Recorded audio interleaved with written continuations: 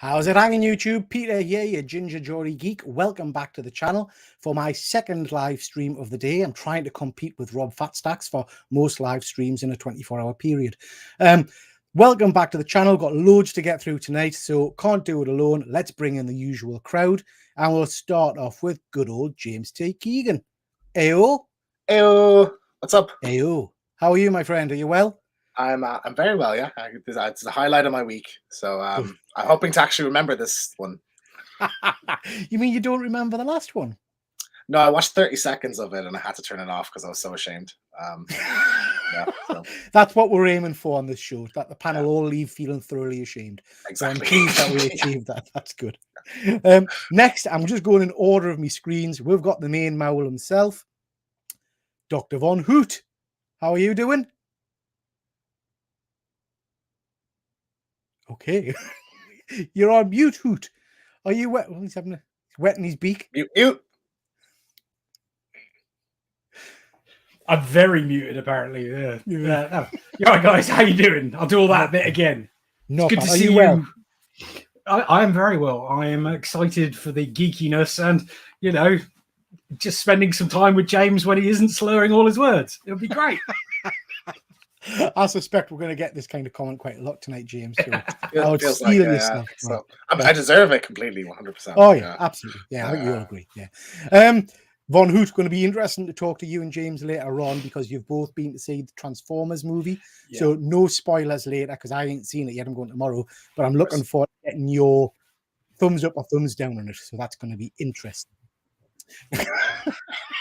Next, we've got my good friend from up north, further north than me, Highland G. How are you doing, sir? Hi, it's good to be back. I've really been enjoying being on so far. I think it's been 3 or 4 sort of weeks now, so I just look forward to this at the end of the week. It's a good chat with everybody. Stuff. Pleased to hear that, mate. Pleased to hear that. Once you do your 5th show, you get the special decoder ring, so we'll send that to you. All right, you're officially part of the team. Next, we've got the Hydra himself. Luke, how are you? I'm good, thanks. Always a pleasure to be here. Can't say it's necessarily my highlight of the week, like James, but it's definitely up there. It's in the top 5. Yeah, that's rude. That's, you know. But never mind. Moving on. Rude but honest. Yeah. Next, and we'll get the build up. We're ready for him because he's going to no doubt come in full of enthusiasm and excitement. Efren. What is going on, comic book familia? Another Saturday. I love doing these videos. James, I think you should have a new YouTube channel with you just drinking. I think we did a lot. I actually used to do a podcast called Drinking Thinking, and it was where we'd have like 5-6 beers and we just talk about nonsense. I'd quite like to do that, but like 20 beers. I'll do it with you. No, just me and you back and forth, 20 beers. We'll see how it goes. It'll be blood on the floor by the end of it. Always a pleasure to see you, Efren. Thank you very much for joining, my friend. And next, we've got the main man himself, Rob. How are you doing, Rob? Just ducky. Just ducky. Good. So instead of drunk history, we're going to get drunk comics. Yeah, drunk comics. They have to recall and tell and summarize classic stories from comics while drinking. That's an amazing idea. I love that, actually. I'm an idea man. See, now we've got a plan coming together. I'm in. Let's go. Rob, you're fresh off the back of your show. Yep. Only Slabs. Sadly, I couldn't get to this when I was having tea, but I will watch the rewind. But you had Nerdy Girl on, so I would imagine 100th episode of Only Slabs. I would imagine 100th legacy episode. Yeah. Nerdy Girl came for her second appearance on the show. Brought a good mix of banger comics, stuff from her personal PC to kind of open herself up a little bit more about her as a collector, and some non-comic stuff too. Yeah, including a lot of original art. Probably, in my opinion, I mean, there's some great stuff there, but in my opinion, she had a comic from the Daily Comic Strip original art from John Romita Sr. Showing the tail end of the origin of Spider-Man. That was crazy when she pulled that out. I don't know. Yeah, I don't know how you, as a Spider-Man guy and a comic book fan, I mean, that's just. Yeah, I don't even know how you'd put a value on that. No, well, and she bought it. She said she acquired it like over 10 years ago. So who even knows, right? So, but yeah, Stunning. Okay, guys, we've got loads to get through tonight, and I want to spend a bit of time on our debate stroke fight at the end of the night on sequels. So thank you to everybody that's joined. Thank you to everybody in the chat. We've got a fair few people already. We've got StreamYard as usual. Chris, thank you for joining. Deadman, Sean, all welcome. So let's crack straight on, guys, and cover tonight's stuff. I just wanted to start off by talking about the giveaway that we talked about last week and the week before. I apologize for my tardiness. I didn't send the prizes out until today. So everybody should be getting their prizes. What I've done, just for fairness, is everybody will be getting a handful of cards, 4 or 5 packets of cards, and a big pile of comics as well. So everybody will be getting them sent to them. And Dr. Von Hoot, would you tell your good lady that I'd completely forgotten to send her a pack of comics from the last art show? So they're on the way to her as well. I will let her know. And I might have thrown in a little Transformers cover for you to argue over. Nice. I'm starting to think it's better to be an audience member rather than a member of the panel. Why is that? Why is that? Because I don't get any free books or cards or anything. Yeah, I think but I'm going this- to go join the chat. But this isn't your favorite part of the show. I mean, I send James stuff all the time because he said it's his favorite part of the week. You know, you were rude, so no.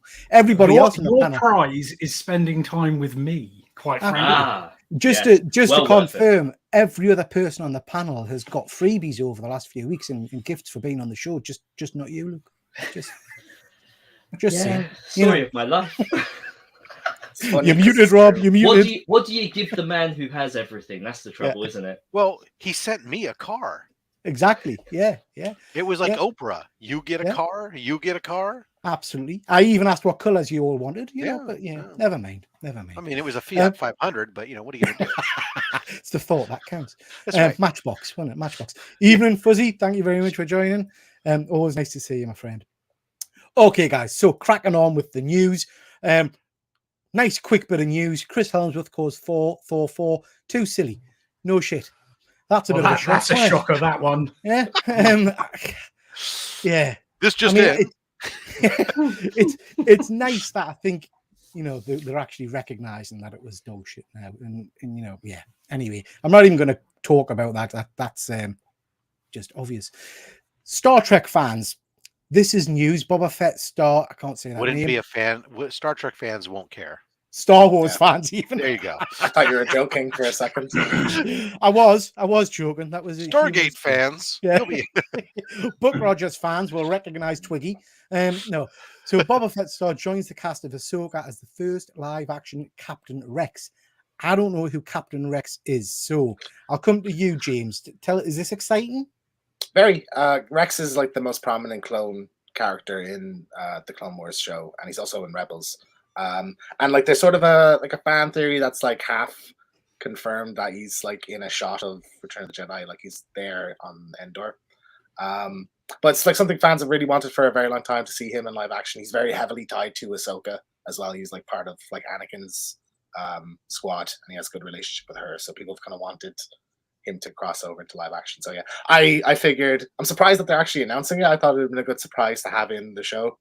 Yeah. But yeah, I'm really excited to see it. Good stuff. Good stuff. They also said really quick that they're not sure if he's going to have just like scenes that are in the past that happened already, or that it's going side by side with Ahsoka. So it's interesting to see what's it going to be. Yeah, it's nice that people are excited about this. Fuzzy not so much so. He's not a fan of the Ahsoka news. Fuzzy. Rob, are you excited? Because I know you're a big Star Wars fan. Absolutely. I mean, Heir to the Empire was so great. I mean, of course, I get excited about any new Star Wars stuff, and then it'll come out, and then I can only hope that it's somewhere near my expectation, as opposed to going, oh well, that was disappointing. Yeah. But I have high hopes for Ahsoka. Yeah, I'm hoping that Ahsoka's going to be top notch, but we'll just have to wait and see. Filoni's all over it, and that's his baby is Ahsoka. I mean, he's very much a caretaker of that. So, as long as Kathleen Kennedy's keeping her hands off of it, I think we got a shot. Yeah. Good stuff. Let's hope. Guys, has everybody now seen Across the Spider-Verse? Highland G, maybe he's not. I have not, but you may speak freely. Oh, you have not. I mean, we're not going to do any spoilers, I don't think, but I kind of want to focus a little bit on some of the Spider-Verse news that's been out over the last week. So there's this news that Beyond the Spider-Verse will be the end of Miles Spider-Verse films. And I like this. Across the Spider-Verse beats Shazam 2's lifetime box office in its first weekend. That's pretty impressive going, I think. Not really. I mean, You know, I think it's pretty damning. Shazam one of 2 the two. coming out of the gates. The trailer excited no one. Not even a Shazam fan was excited about the trailer. Are there any such thing as Shazam fans? Are those people out there? Yeah, but they all read comic books. Oh, yeah, we don't do comic books. Highland G, does it bother you Yes. that this is going to be the Spider-Verse's kind of end? This next film? Not really. I mean, I'm interested to see what they do with it. I personally am not interested in the whole kind of like making everything into a kind of joint universe kind of thing. So I don't really care that they're trying to kind of maybe tie things together or pull him into a live action kind of side of things. Like, I don't care from that perspective. But yeah, I'll just enjoy the films for what they are. It doesn't really matter for me if they make 100 of them. If they make 2 films that are good, then make 2 films that are good. So do you prefer standalone movies as opposed to kind of these interweaving, interconnecting kind of operatic? I just like things that are a little bit different. I think, like, having read a lot of the source material that a lot of these sort of things have kind of come from, especially on the Marvel side of things. I got burnt out even on a lot of the comics. Never mind when they then done the comics in the movies. Yeah. So I quite like when they've got something that's a little bit different to kind of stand out. So, like, for instance, with the DC films, I really enjoyed Aquaman. I really liked that. Yeah, I it stood loved out, did Aquaman. it different. It was a different kind of take within the DC kind of tone of things, and they were a lot more kind of like Winter Soldier, truer to the Jeff Johns story, rather than kind of completely taking their own kind of take. But yeah, I like trying things that different. I kind of jump about different things, and it's the same with TV shows. Like, I don't necessarily watch every Disney show that drops. I'd rather watch maybe like Reacher or something random that's a little bit different. Yeah.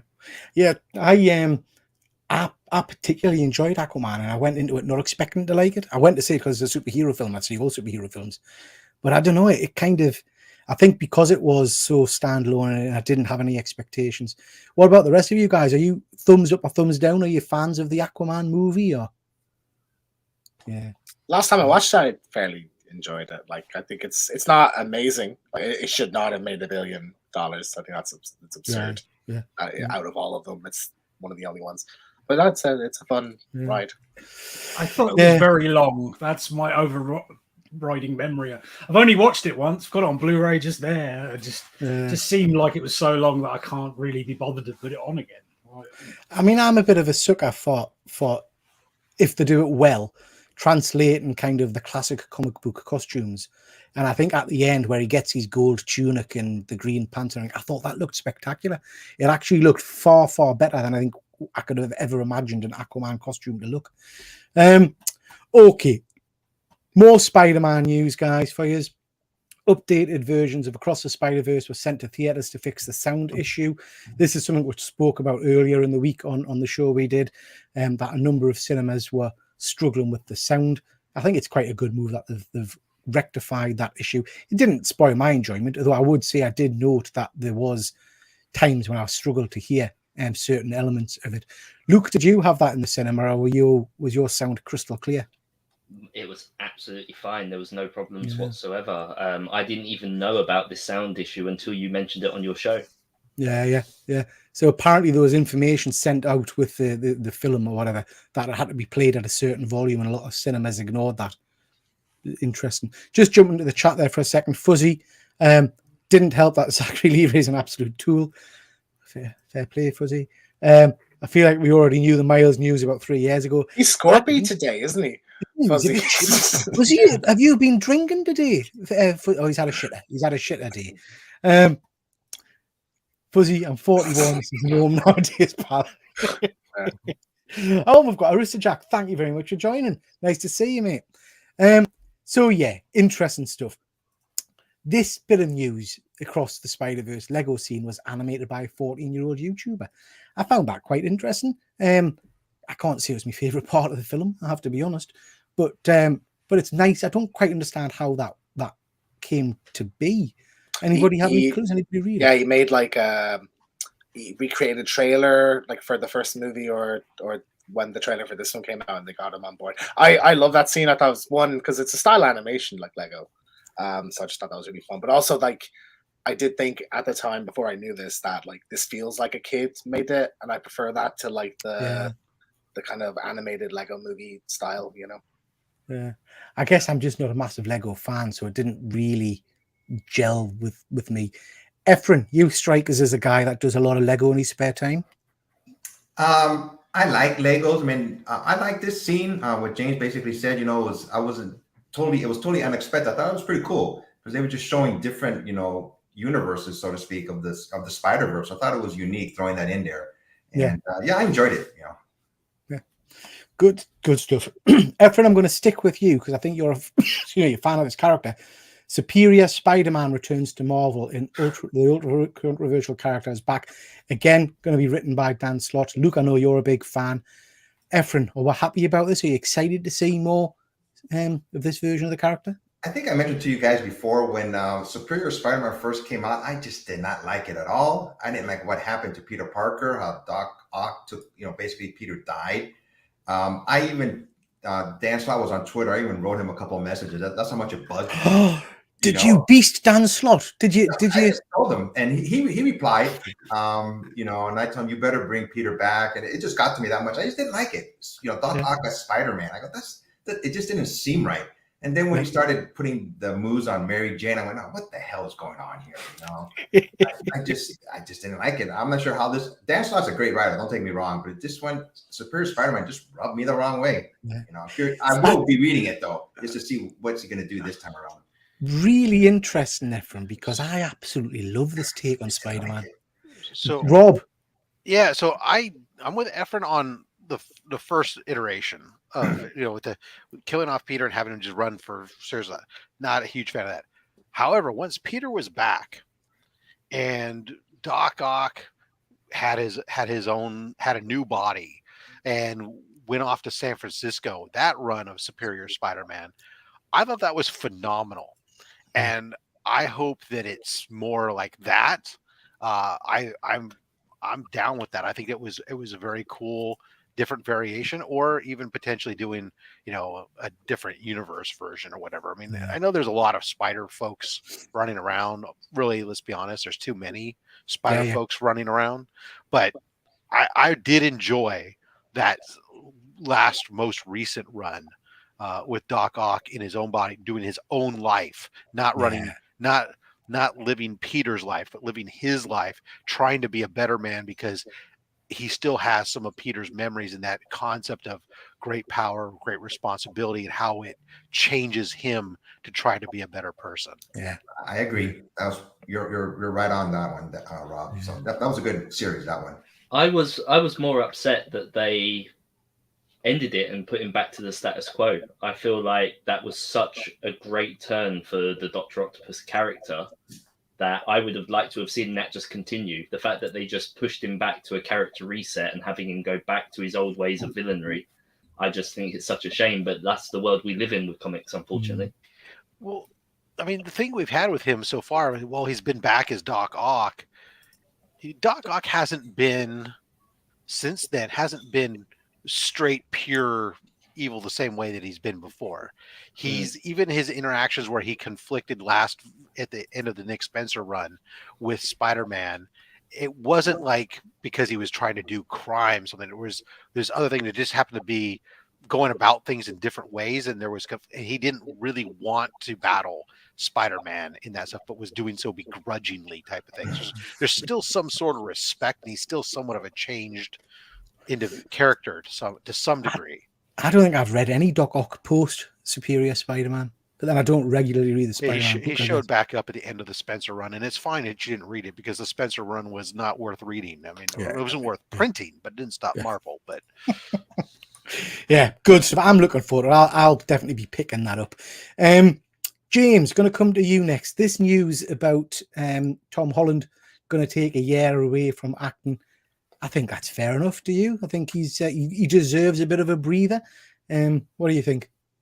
Yeah, absolutely. Good timing as well with the writer's strike. So like nothing he'd be making would be, there's a 6-month push on presumably on most things. So yeah, that's fine. He's not done much outside of Spider-Man really. Anyway, like I know he has it's either an Amazon show or like a movie where he has long hair. I just saw a poster. It's on Apple.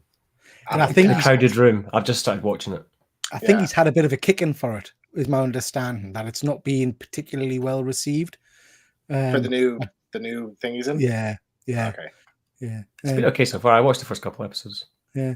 I might try and pick up on that and watch it. I like Tom Holland as an actor. I think he's he's incredibly talented, but I think he's just a young guy, isn't he? And he's not off worked what seems to have worked pretty flat out in some big budget movies for a good while now. So yeah, give him a bit of breathing space. Now, gentlemen, our first fight of the night. Screen Rant has ranked Marvel's Spider-Man movies into what they think is the best level or the best list of Spider-Man movies around there. So we've got Across the Spider-Verse at number 1, Into the Spider-Verse number 2, Spider-Man 2, Spider-Man, and so on. Having a look at that, chaps, is there any glaring errors there? Is Across the Spider-Verse? Yeah, the number 1 spot is wrong. I think most of the list is wrong. Spider-Man 3 is not the worst Spider-Man movie. No, it's not. You're absolutely right. It's not. Spider-Man 3 is the one with Venom, yeah? Yeah. But the thing is, bad. Do you know what the thing is? Right, is that me and James will still disagree about why it's not, because the others will still be in different places. Because I'm sure James will say that it'll be the Amazing Spider-Man 2, which I think is not a bad movie. I'm very curious what you would put last then, Luke, because I would just throw it above the. I would put in all honesty, I would put in a lot of the MCU movies down in that bottom section, because the MCU Spider-Man, as much as I enjoy watching them and they're entertaining, it's not my Spider-Man. More Iron Man, isn't it? Yeah. Okay, guys, let's do this. Let's do this little exercise, and we'll start at the bottom with Rob. Rob, I want your top place and your last place. I don't know. I think for most of I guess if I was to put my top space would be just the original Spider-Man movie. I think most of it can be just put in a cannon and fired at the wall. Wherever it sticks can be ranked there. You can argue up and down most of it, but I definitely would not put the animation up that high. But that's just because I find the animation style difficult. And it's just not my cup of tea. So it brings it down regardless of the story content on it. So probably last, though, I did not care for Spider-Man 3 at all. So I'd probably leave it down there for sake of anything else. Lack of any better. I just don't think that anything else there is really that much worse. I'm not saying that Spider-Man 3 was awful trash. It just was probably the least, in my opinion, of those up there. Yeah. No, I can see that, Rob. I can see that. Highland G? I think I've got a kind of similar opinion across the kind of board. I kind of watched the first 3 Spider-Man films, and that was my kind of Spider-Man. I quite like the animated ones, but they're not necessarily like my kind of go-to.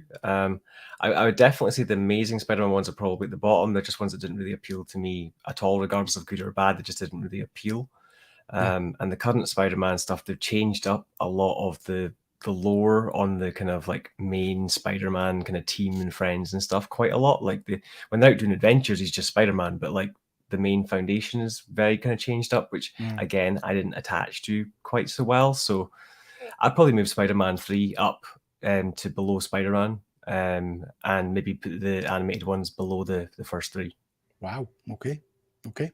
Good stuff. Dr. Von Hoot? Into the Spider-Verse at number 1. Spider-Man 3 can stay at number 10. Pretty straightforward. It's easy as that. Across the Spider-Verse, I would probably drop down to maybe 3 or 4. It's really good. I really enjoyed it. I was very impressed, but it isn't as good as Into the Spider-Verse, and it's just not as solid a film. Like maybe when the next part comes out, together they will be. But, you know, good stuff. Fair. Yeah. That's very fair. Efren, how about yourself? For number one, I would put Spider-Man 2 with Doc Ock. I thought that was a really good movie. You know, I really enjoyed the whole, Doc Ock and everything, in that movie. For the last, these are all good movies, by the way. I think so. So it's hard to pick. Just because one is at number 10, that doesn't mean it's a bad movie, in my opinion. But number 10, I would say Spider-Man Far From Home. Wow. It was okay. They were in Europe, I believe. So it was entertaining. But yeah, I mean, it's hard to pick 1 through 10 because they're all good to me, Yeah. Yeah. No, I think that's fair, Efren. I think that's fair. Luke. Short and sweet. Yeah. Without upsetting people, so everyone's going to disagree. That's the thing. And it's everyone's opinion. So I get that. But at the same time, as a lifelong Spider-Man fan who has enjoyed almost every Spider-Man movie he's ever seen, even like the proper old school TV movies that we used to get back in the day from like Blockbuster Video.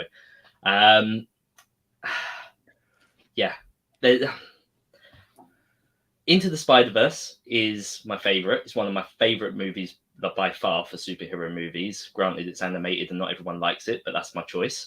And then in number 10, I've said it multiple times, No Way Home. No Way Home is not as strong a story as people make out it is.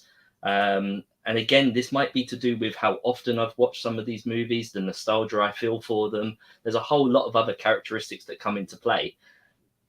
But yeah, No Way Home is not a good film. If you take out all those cameos, you take out that nostalgia for the original Spider-Man, how can you put that film above their actual movies? If you like them that much, their movies have to come first, not their cameo in the later film.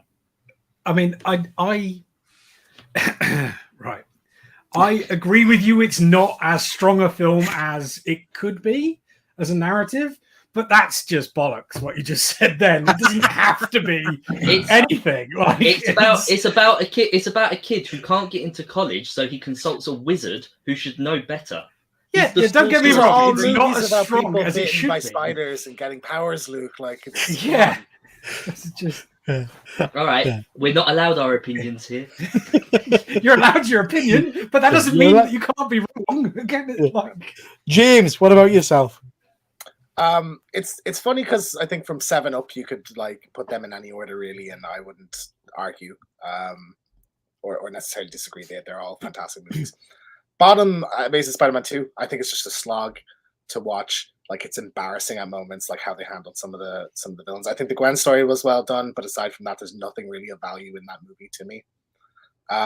No Way Home's my favorite. I think, honestly, I think it's just an amazing celebration of Spider-Man. And yeah, I know Luke says the nostalgia, but even I remember the first 20, 30 minutes, there was no like cameos or no connections to the other movies, and I still really enjoyed it. Like, to the point I thought it doesn't need these.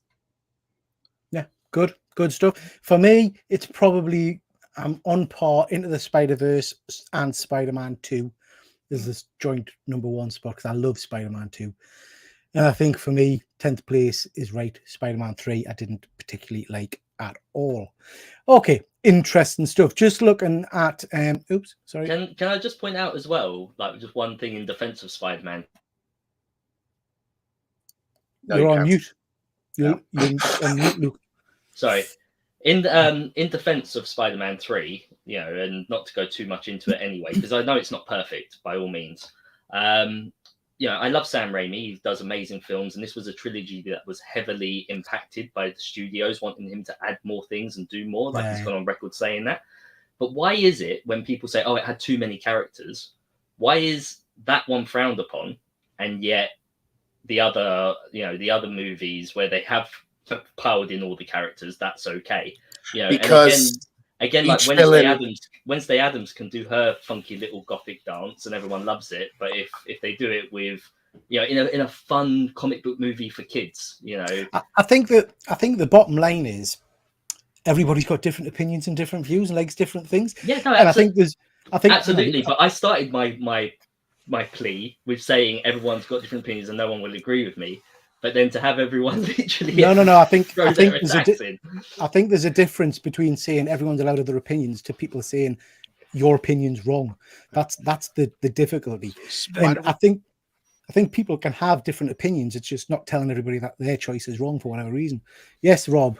I think this Spider-Man 3 could have been significantly better simply if instead of having Venom come to this full fruition thing and become a villain throughout the thing, if you had ended that movie with the discovery that he was in, having the suit be, being chased off of him via bells or whatever else, and then finding Eddie Brock and then becoming this Venom, and that's how we then went to credits, setting up for, dude, I would have been like, ping, 100%. Should have been a two-parter.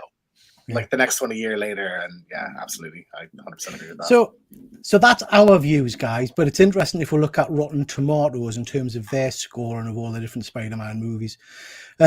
So interestingly, Spider-Man 3 is not the average in terms of being scored the lowest. The lowest on their list is Amazing Spider-Man 2, which is interesting. I didn't personally think that one was too bad. I just honestly can't remember much about it. I think the thing with Spider-Man 3 for me isn't that necessarily it's the worst movie, because I don't think it personally is the worst movie. I enjoyed it, but I think it's the quality drop from the first two that is most significant compared to the other kind of trilogies that kind definitely of sets of films. hurts It's the biggest difference. I think. Yeah, agreed. Interestingly, they've got Into the Spider-Verse as 1% ahead at the moment of Across the Spider-Verse, which is not much in it. But the rest are pretty much even keel in the 90s for a lot of them. An Amazing Spider-Man, number 1, 72%. But yeah, interesting stuff. Like I say, everybody's got their own opinions, which is perfectly valid. We all like and take different things from the movies, don't we? Which is part of the joy of doing stuff like this. Okay, next bit of news. I can't get my head around this. So I don't do Magic the Gathering anyway. Are any of you guys card collectors? Anybody do cards? I used to play Magic back in the day, but it got too expensive. Back in the 90s. I actually tried again around 2012 for a year or two, but it just got so expensive because they actually change the cards up every year now. It's ridiculous. Yeah, I pulled out my deck with some people at work about 2 years ago, and I'm playing with cards from the 90s, and they're playing with you stuff pulled from what today. out, Rob?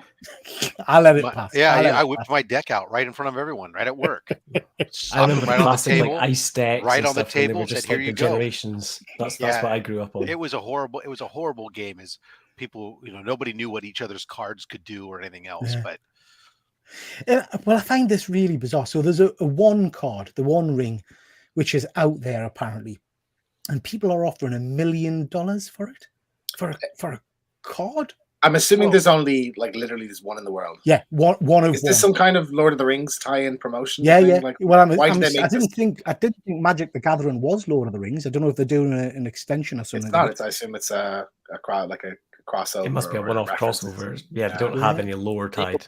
Why did they make this? Because they could. Are you saying something there? Look, this manufactured scarcity is the worst thing about these hobbies. Whether it's ratio variance or this sort of thing, it's the fact that a place can manufacture this sort of scarcity to boost prices is the worst part of the hobby. I think that's the biggest problem with all these card games is like you can't get the cards that you want to have to play the game and have fun because it's about collecting them and about the rarity and the value. And if you do get the card that you won't play with it because it might get damaged. It doesn't make sense. To me, Magic and Pokemon was all about playing a game. And I hated the scarcity. I hated the fact you had to go and maybe buy a card for $10 online in order to complete your deck. That's a really interesting point that I'd never considered. I mean, they're designed to be played, aren't they, these games? But as a collector of stuff, I wouldn't play it personally. I don't collect those things. But if the entire culture around it is centered towards the collector rather than the player, then is anybody playing these games? I mean, I played them, but it made your decks a lot worse because I collected the Pokemon cards, for instance, while I was playing. So, if I got a shiny Charizard, it went in the collection. It didn't go in the deck, and it meant you didn't have as cool cards to actually have fun with. I mean, Chris has got a great point here. Was the card made though, or just put out there? I don't know, mate. And it's interesting because if his card is that rare, it could literally end up anywhere, couldn't it? Well, presumably, it's in a pack, and it was to encourage people to buy. Well, you assume so. The The hope is some little teenager, spotty teenager, has opened this, not realised what he's playing with, and it's currently in some That'd be schoolyard as part hilarious. of his deck. Also, Well, they no, don't it's know not. where it is. That's not even the worst part of it, is it? It's the people that hoard the stuff and never open it. So they could be packed. There could be packs and packs of this in storage units, not be in touch for 20 odd years, and we'll never know where it is. It'd be hilarious if it's sitting in some kid's bicycle spoke. I know for a fact that Arrow Video, when they first came around, had a when they started doing steelbooks, they put a golden ticket into one of their steelbooks that would give you free Blu-rays for life if you opened it, and nobody ever cashed it in because the steel book collector market don't open their steel books. So it's just out there in somebody's steel book that's unopened on a shelf. Wasn't there the Absolute Carnage? Didn't someone do like sketches in some of them, and there was like X number of them out there going all around the world, and some of them had the sketches drawn in them and some of them didn't, and I think even to this day we don't have all of the sketches accounted for. It's the same thing, along with the Ultimates or all new different Spider-Man. Some of them were signed, and then there's all these types of things like this, but this $1 million, people offering $1 million for a single card is just proof that some people have too much money. Yeah, absolutely. And you just know it's going to be some kind of YouTube influencer or something, don't you? Right, exactly. I would love to see one of those influencers where they're literally going, right, this next card's for you, so-and-so subscriber. And as they open it, it's that one, and they go, actually, you're not having it. And it all comes tumbling down upon them. Change me mind. I just wouldn't want it as a Magic the Gathering player. It wouldn't fit in with a Magic the Gathering set. So it'd have to be a Lord of the Rings fan. Yeah.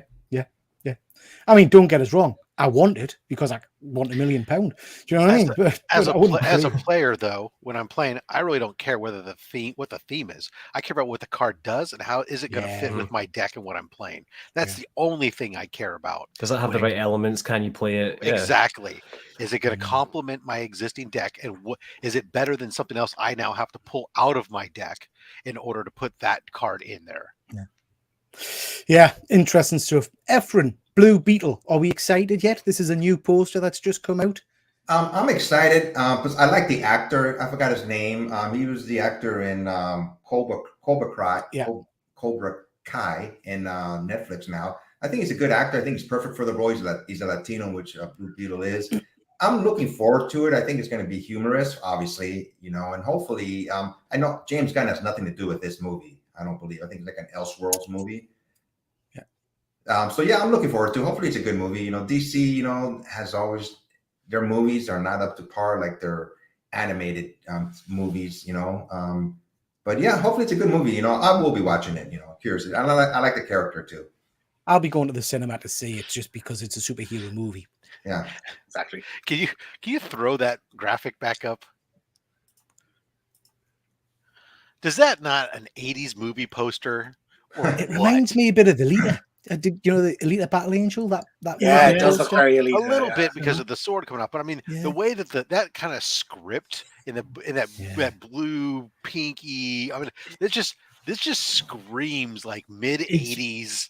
It's that's very what very when you get like an 80s theme of a computer game or something. It's like the 80s version skin. It's what current people like to remember the 80s being, whereas really we all remember the 80s was very brown. Yeah. It was brown. Definitely in this country, it was. Yeah, completely different to the movies we watched, which is why they were so great. I don't think the trailer particularly blew us away, but yeah, I am looking forward to it. This was interesting. We've got a shot of good old Harrison looking like he's just woke up, and Anthony Mack in his new Falcon / Captain America costume. The big news here was the title change of the movie to Brave New World. I don't recall any comic line or any event of significance having that tagline attached to it. Anybody else know of anything? I don't think it's a. I mean, this was all over the news outlets and whatnot, and I don't think it really matters a Habeth. I mean, the original title was, what was it? New World Order. New World Order, which is a better name, I think, significantly. Brave New World. It depends on what the theme of the movie is. I mean, New World Order, if you're saying like, sounds more like something's taking over and going to establish this new thing versus a Brave New World, which is very much a Star Trek. I think it's a Star Trek thing, but I mean, it kind of insinuates more like that coming out of this movie, there's going to be some new overarching kind of world building that could go around. It's going to be all uppy and shiny and hooray. Versus the other seems to something that's more New World Order seems more fascist, imposed upon you, at least to me. There's also the possibility that WWE owned the trademarks and stuff like that for entertainment. Oh, right. So maybe Marvel would have to pay them for it. So okay, I don't know. I'm just guessing. Didn't know that. Peter, can you bring the picture back up for a sec? Yeah, I just want to jump quickly back to this one because I think Fuzzy's made a good point. Then we'll move on to it again, James. That he says it looks very Moonwalker.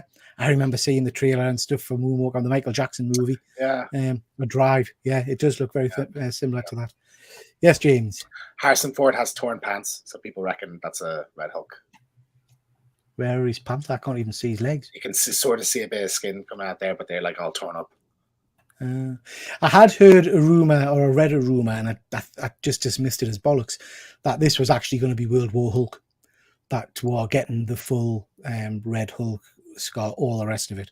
I don't know. It feels too much for a Captain America movie. Yeah, it's very Hulk-centric, though, with Leader. And there's a lot of them in there. I'm looking forward to it. I love Anthony Mack. I love I think out of all of the movies, Guardians is probably the best trilogy, but I think the Captain America movies are up there as well.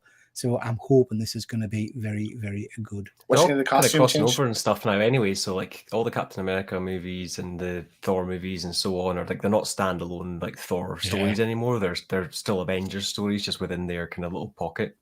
Absolutely. Yeah. Sorry, James, what were you saying? The costume change. I think it's too close to the regular one. I like the last one. I liked the one from the from the TV show. This looks very Super Patriot to me. So it'll be interesting. I do like the Super Patriot design, mind. So we'll see. But yeah, I did like the TV show costume.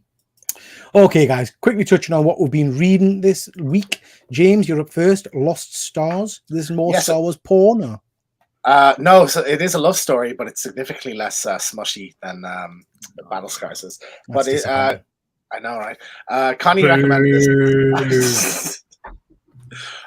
Connie recommended this on our Star Wars Spotlight last week, and I'd heard good things about it, but I'm a few chapters in. It's basically Romeo and Juliet in Star Wars. It's like a rebel and an imperial that kind of group together, and they fall in love, and they kind of fall on different sides of the war. So it's early, but I'm really enjoying it. Like I've heard this is one of the best Star Wars books in canon at the moment.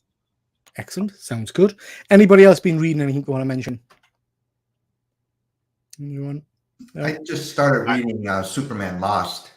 I was quite surprised. I like it. You know, Superman, he's just going on a mission with the Justice League, and he tells Lois, I'll be back in a couple of hours. And obviously something happens, and in his time, 20 years pass. For her, just like a day has passed, not even a day. And you could tell Superman has like PTSD, he's not the same, and it's showing what's happening to him, and at the same time, what happened to him, so it's going back and forth, with him, he's trying to get back to his normal life, but he's like basically in a fetal position, not even sleeping on his bed. Just, you could tell something mentally, he was gone for 20 years, and it just tells you. I think it's a good storyline. I've quite enjoyed it. I think I read the first 2 issues of that reference. Is he in like a white costume? Yes. Superman? Yeah. It's a good read. Actually, I've been enjoying that one. Anybody else been reading anything? I've caught up on. Oh, wow. Dr. Von Hoos, do you want to go first? Then we'll move on. I caught up on Superman, the regular book, and I love it. It's really, really good. It makes I've been enjoying it as well. I never thought I'd go back to seeing the first time Superman on his own has really hooked me. I know we're only like 3 or 4 issues in, but it's great. It's really, really enjoyable. And I love Lex in it as well. He's like the mind games he's playing with Superman's very cool. It's wicked. Rob, you've been doing some reading, and what have you been catching up on? Oh, it was just all my normal weekly pulls. So there's a mixture of stuff. I actually read the 2099 story that's going on now. I had just been bashing it without having read it. Now I can bash it having read it. That's good because I think it's cock.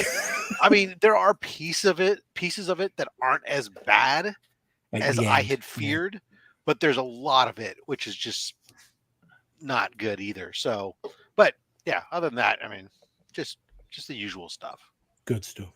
I just wanted to mention a couple of comics. I already talked about some of these today, but I recommend you pick up You've Been Cancelled. Really interesting book. This is set in the future where basically cancel culture has gone wild, and you can vote. So if you don't like something someone said, you pop it on the app and people vote to cancel you. If you get cancelled, basically it's a bit like Running Man. Once you're cancelled, the televised you're being hunted down and murdered by these kind of bounty hunters. So it's a really interesting read. Art style is not particularly for me, but the storyline had its hook, so really enjoyed that. It's worth I picking love up. that idea. That's awesome. Is it just the first issue that's out? Say again, mate? Is it just the first issue that's out? Yeah, just the first issue that's come out. Okay. Yeah. I've got to get hold of that. It sounds brilliant. I can't remember if it's an episode of Orville or an episode of Star Trek where they did something like that, where they landed on some planet and everybody. Orville, yeah, it was because they had like voting up down people and like I'm sure there was like a Black Mirror episode that was like that as well, where you got like scored like 1 to 5 based on like tasks you were doing. Everyone was viewing you, and if you messed it up and you lost your points, they hunted you down or something like that. It's a great concept, and it's it's It's I think those shows have been based very much on likability in terms of I mean, life or death based on popularity is a risky. This is more about cancel culture, and it kind of feeds into that whole you've been allegedly doing something, so you're cancelled.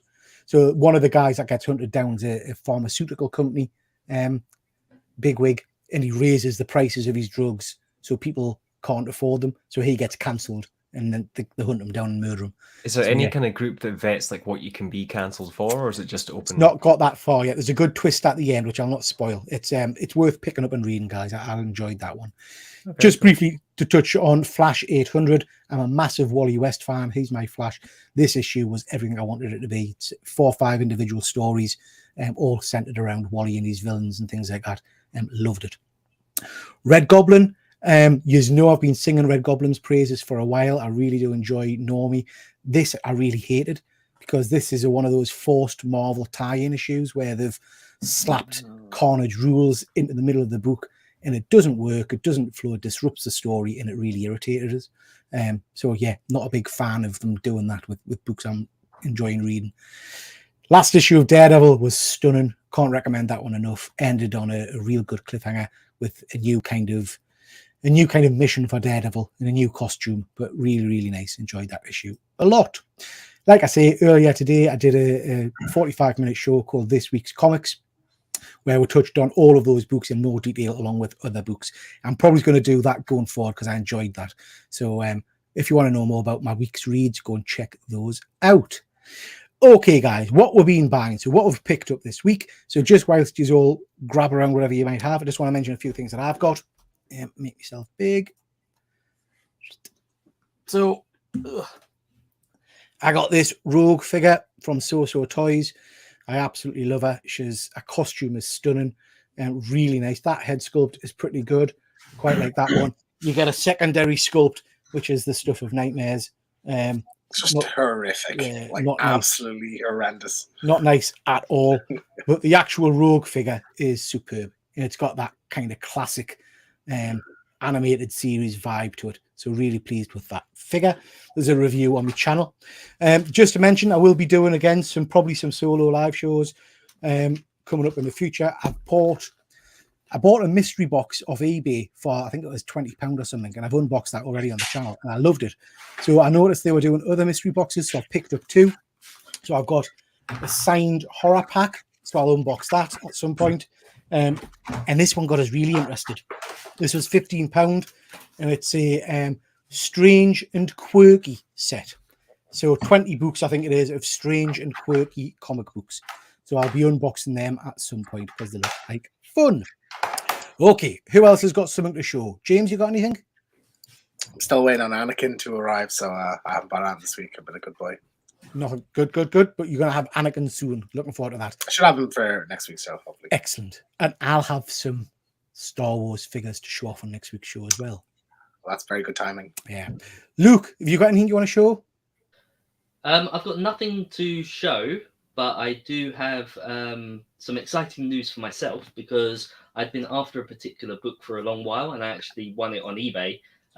So now I just got to wait for it to actually come over. It's the we mentioned about it in what we had been reading a couple of weeks ago, where I said that I dived into the Renew Your Vows Volume 2. And actually issue 2, there was a 1 in 25 J. Scott Campbell variant that I was particularly after. And I messaged around, I posted it on Instagram and everything saying I was after this book.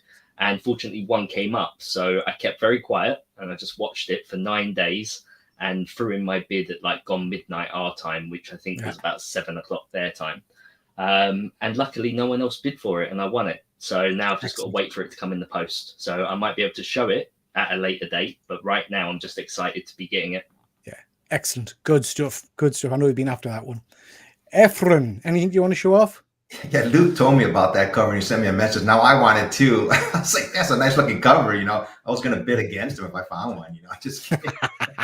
That would have been great if you'd come on and said you'd won the book. A bidding war, probably get pissed off. He probably wouldn't talk to me after that. Right. Simon said the exact same thing. He went, "Oh, I'll keep an eye out for you." But to be fair, I want it now. Yeah. I'm a big Scotty Young fan, and I found these books on Facebook. They have sellers there, and this guy has his own store, and it was a decent price, I thought. I got these two. This one. Oh, nice. Yeah. So I don't mind telling. This one, I think, cost me like $55, that including shipping. Yeah, and if you think how much it costs to ship and to get it graded and to get it sent back to you, so I think it's a good price. And I also got this one too from Scotty Young. Oh, nice. Yeah. Yeah, I always like these covers, you know. Yeah. Very cool. Yep, very cool, Ephraim. I like them. Very good, mate. Dr. Von Hoot.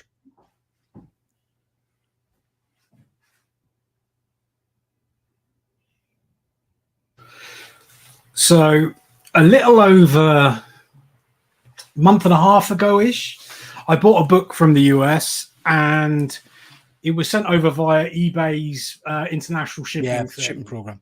Yeah, and it was supposed to arrive on the 2nd and nothing turned up. So 2 days ago, I emailed them. I was like, can you have a look for it type of thing?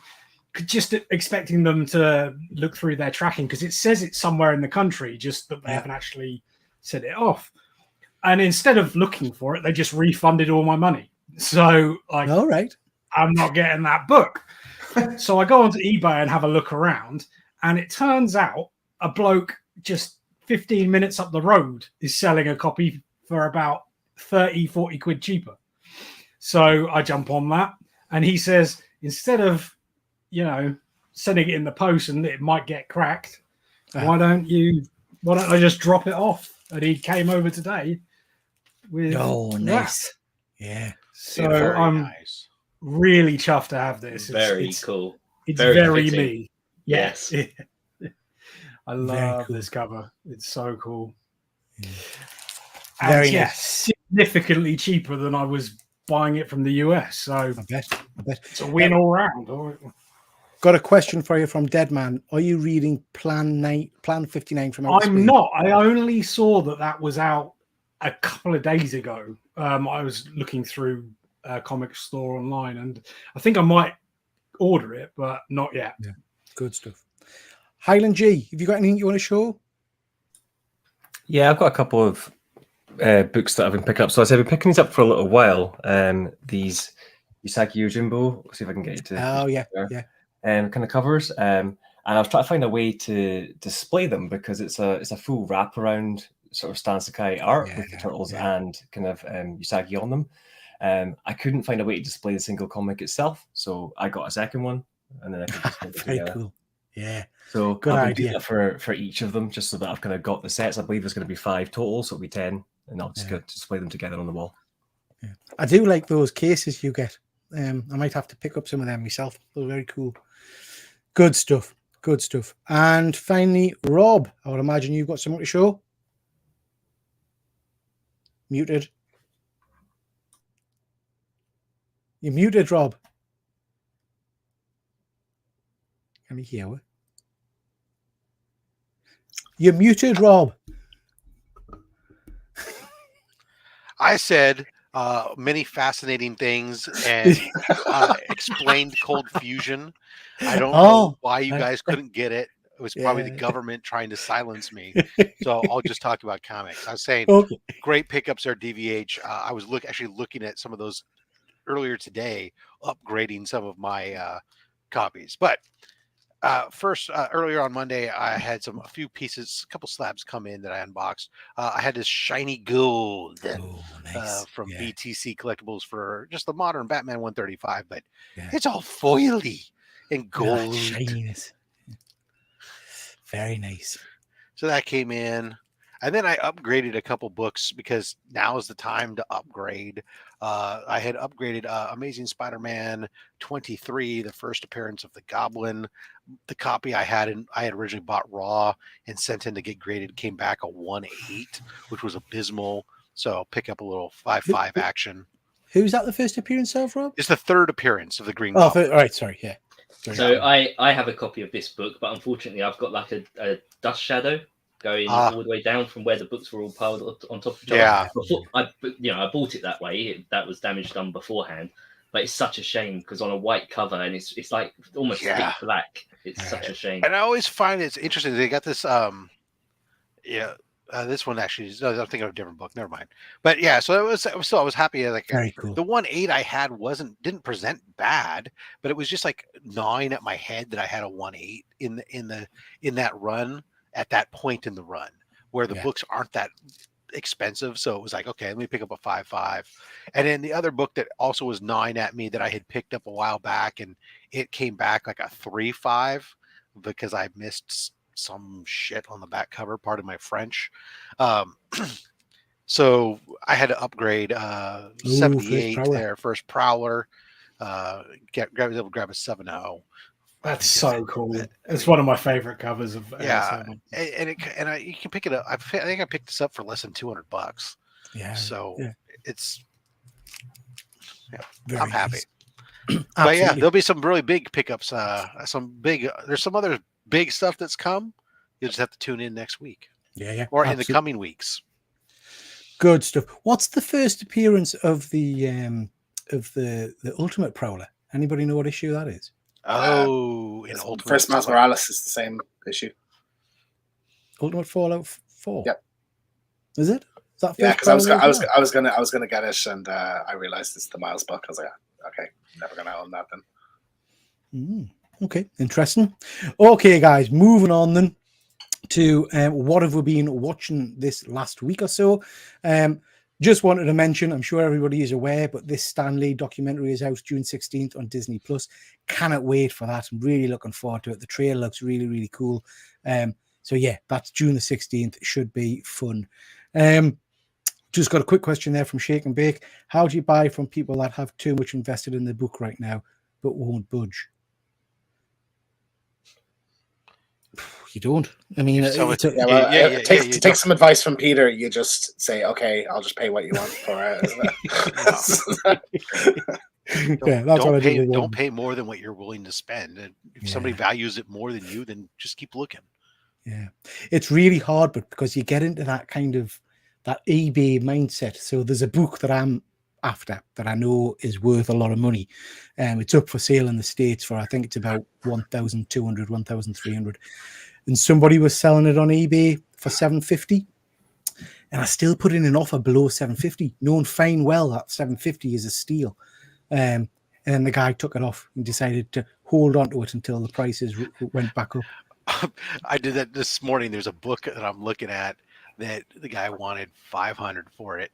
And $500 is a fair price. It's right around where it's been selling. I offered him $450, and he just declines it straight. No counter offer, nothing.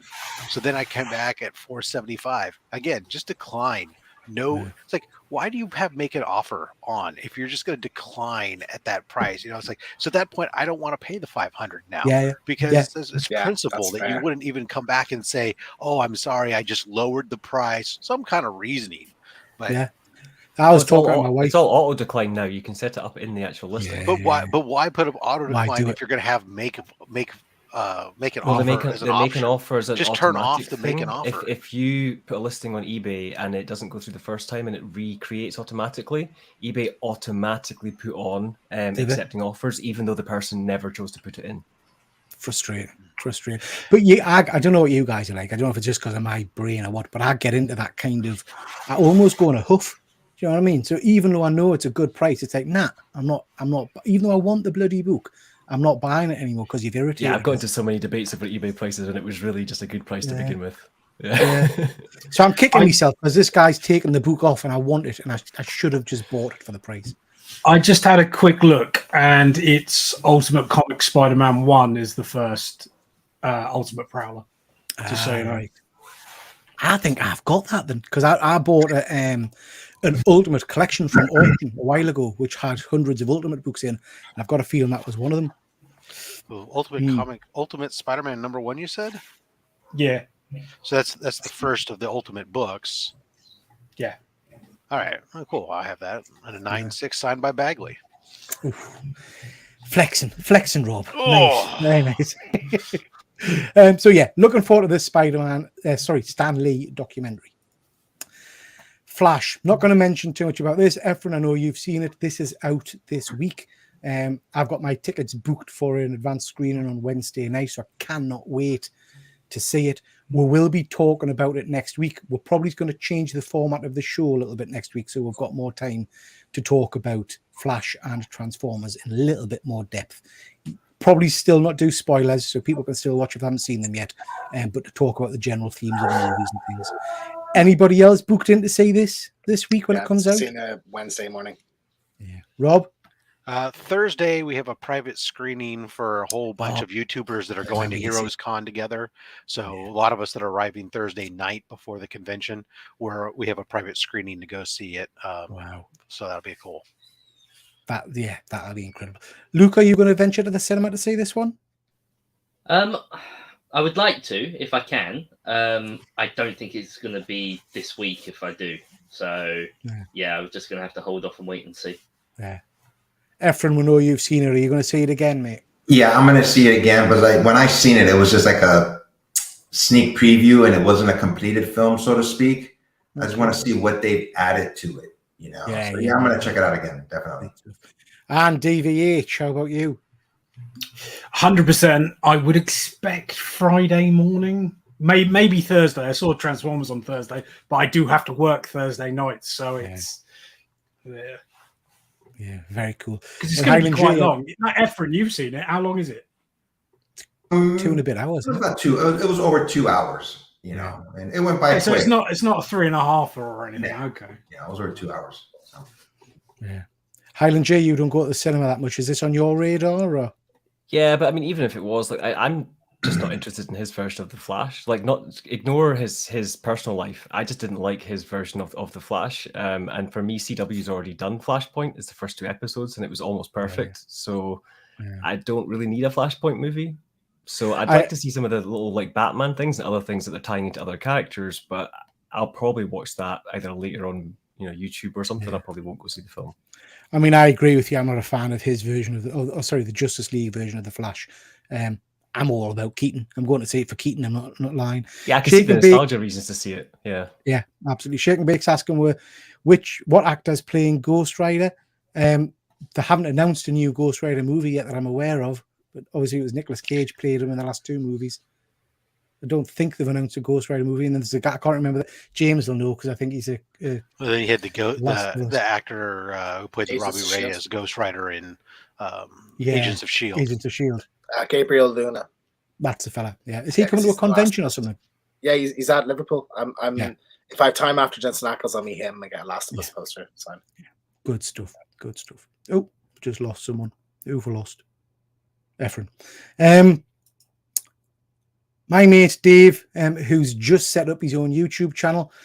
Please do go and check him out, the original Big Dave. I'll put a link in the description. Please go and subscribe to him. I think he's got 3 subscribers, so it'd be lovely if you could support him. He mentioned this show to us, Silo. I haven't seen it yet. He said he's watched the first few episodes and it's absolutely superb. Anybody aware of this show or watching it?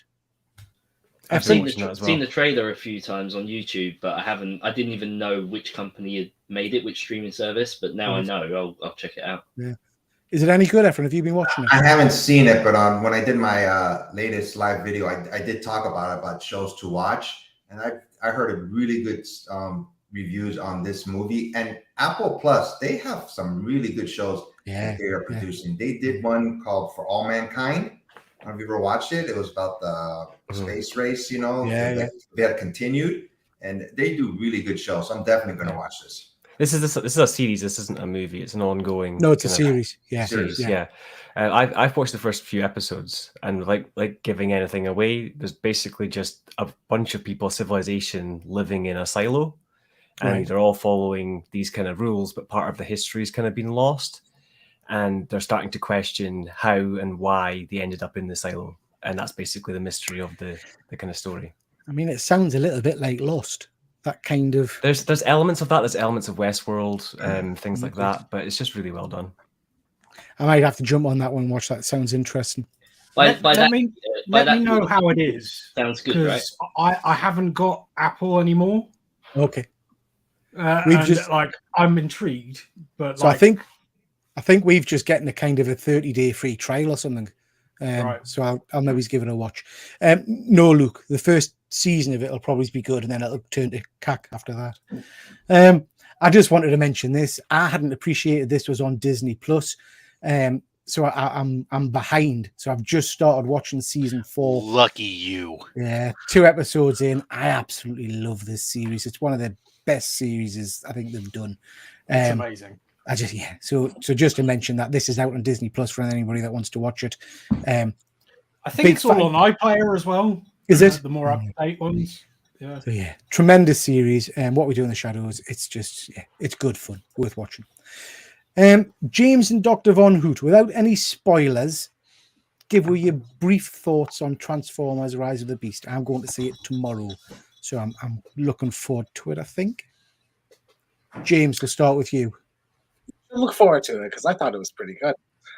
It's the human element has always been like the worst thing about the Transformers movies. That and like just Optimus Prime being a dick as far as I'm aware, he's not supposed to be a dick. He's still a dick in this one. I think even more so than the others. But the human element is a lot better. Like I think Anthony Ramos is a really good lead character. He got a really nice, relatable kind of storyline with like family members and stuff like that. And I can't remember the female lead, but she was really entertaining as well. And like the first, some good action sequences. The first 2/3 was kind of up and down, but the last act is like I was just smiling the entire way through. I thought it was an amazing, the kind of climactic battle was fantastic, and it's got an absolutely bonkers ending that I can't wait to talk about on at some point. Post credits or just the ending? Just the ending. There's no post credits. It could have been a post credits. But it's cool. It's a tease. Okay. Dr. Von Hoot, thoughts? I know you're a lifelong Transformers fan. It does play a lot like a post-credit scene, just on that, and I'm definitely up for that. I thought it was sort of all right. It didn't make me angry, but at the same time, it was just entertaining-ish. Like it's badly written, but I've come to realize that is what we're getting with Transformers now. Yeah. Like the human characters, I agree. Like they were sort of a little bit more engaging in this one, but I still believe, quite frankly, that we don't need any of these characters. They're 100%, absolutely dragging down why I'm there. Yeah. So Optimus Prime is incredibly annoying in it. Like they have no idea how to write that guy. Like it's just they're not even trying anymore. It's very frustrating as a fan of how Optimus Prime should be, from not just in my head, but you're taking a character and just fundamentally changing it. And I guess now that we've got 7 films into the franchise, I should just be like, well, that's Optimus Prime now. But it still doesn't feel right. You can't root for a guy that's a dick. It's just it's like what they did to Boba Fett. Yeah. Yeah. So yeah, very similar. Yeah. It's entertaining. It's entertaining. It's a little bit of a mess. It's too long, despite only being 2 hours long. Like you could have cut out a bunch of stuff, and it would be a smoother movie. There's a really cool sort of like a horror element to some of the scenes in it that I loved. Yeah, I thought that was like, really amazing. It made my mum jump. I went with my mum to see it on Thursday morning, and she nearly jumped out of the reclining chair. Yeah, I'd go see a movie of just that. I thought that was fantastic. I would say it's not as good as Bumblebee, but it's nowhere near as good as Bumblebee. Yeah. But it is. It's watchable, and like I'm not mad. Okay, looking forward to seeing that tomorrow. But I fear that I'll probably going to come out of it, knowing Dr. Von Hoot's of a similar mind to me in regards to Prime. I better come out irritated. So I'll try and switch my brain off to that and just enjoy it and go with the ride. Speaking of rides, what an amazing segue. James, this is what's the name of the show again? Twisted Metal. Twisted Metal. This is the new trailer, or scene, shall we call it. We saw a trailer a couple of weeks ago and it got us really excited. I watched this and frankly, I wanted to gouge my own eyeballs out. I thought it was utter shit. I hated everything about it. Anybody else watch it? James, what did you think of it? Is he frozen or is he just upset? Me, sorry, no. It looks terrible. Yeah, horrendous. Like really, really bad. I'm really disappointed. I think this had a lot of potential and it just looks cheap and really badly written, and the camera work's not very good. It just looks So my the voice work, the dubbing over it and everything, it was just like Sweet Tooth's supposed to be kind of scary. Like, you know, there was an interesting route to go and they didn't take it, and like my expectations for the show have plummeted significantly, as it has for a lot of people. So yeah, it's very unfortunate.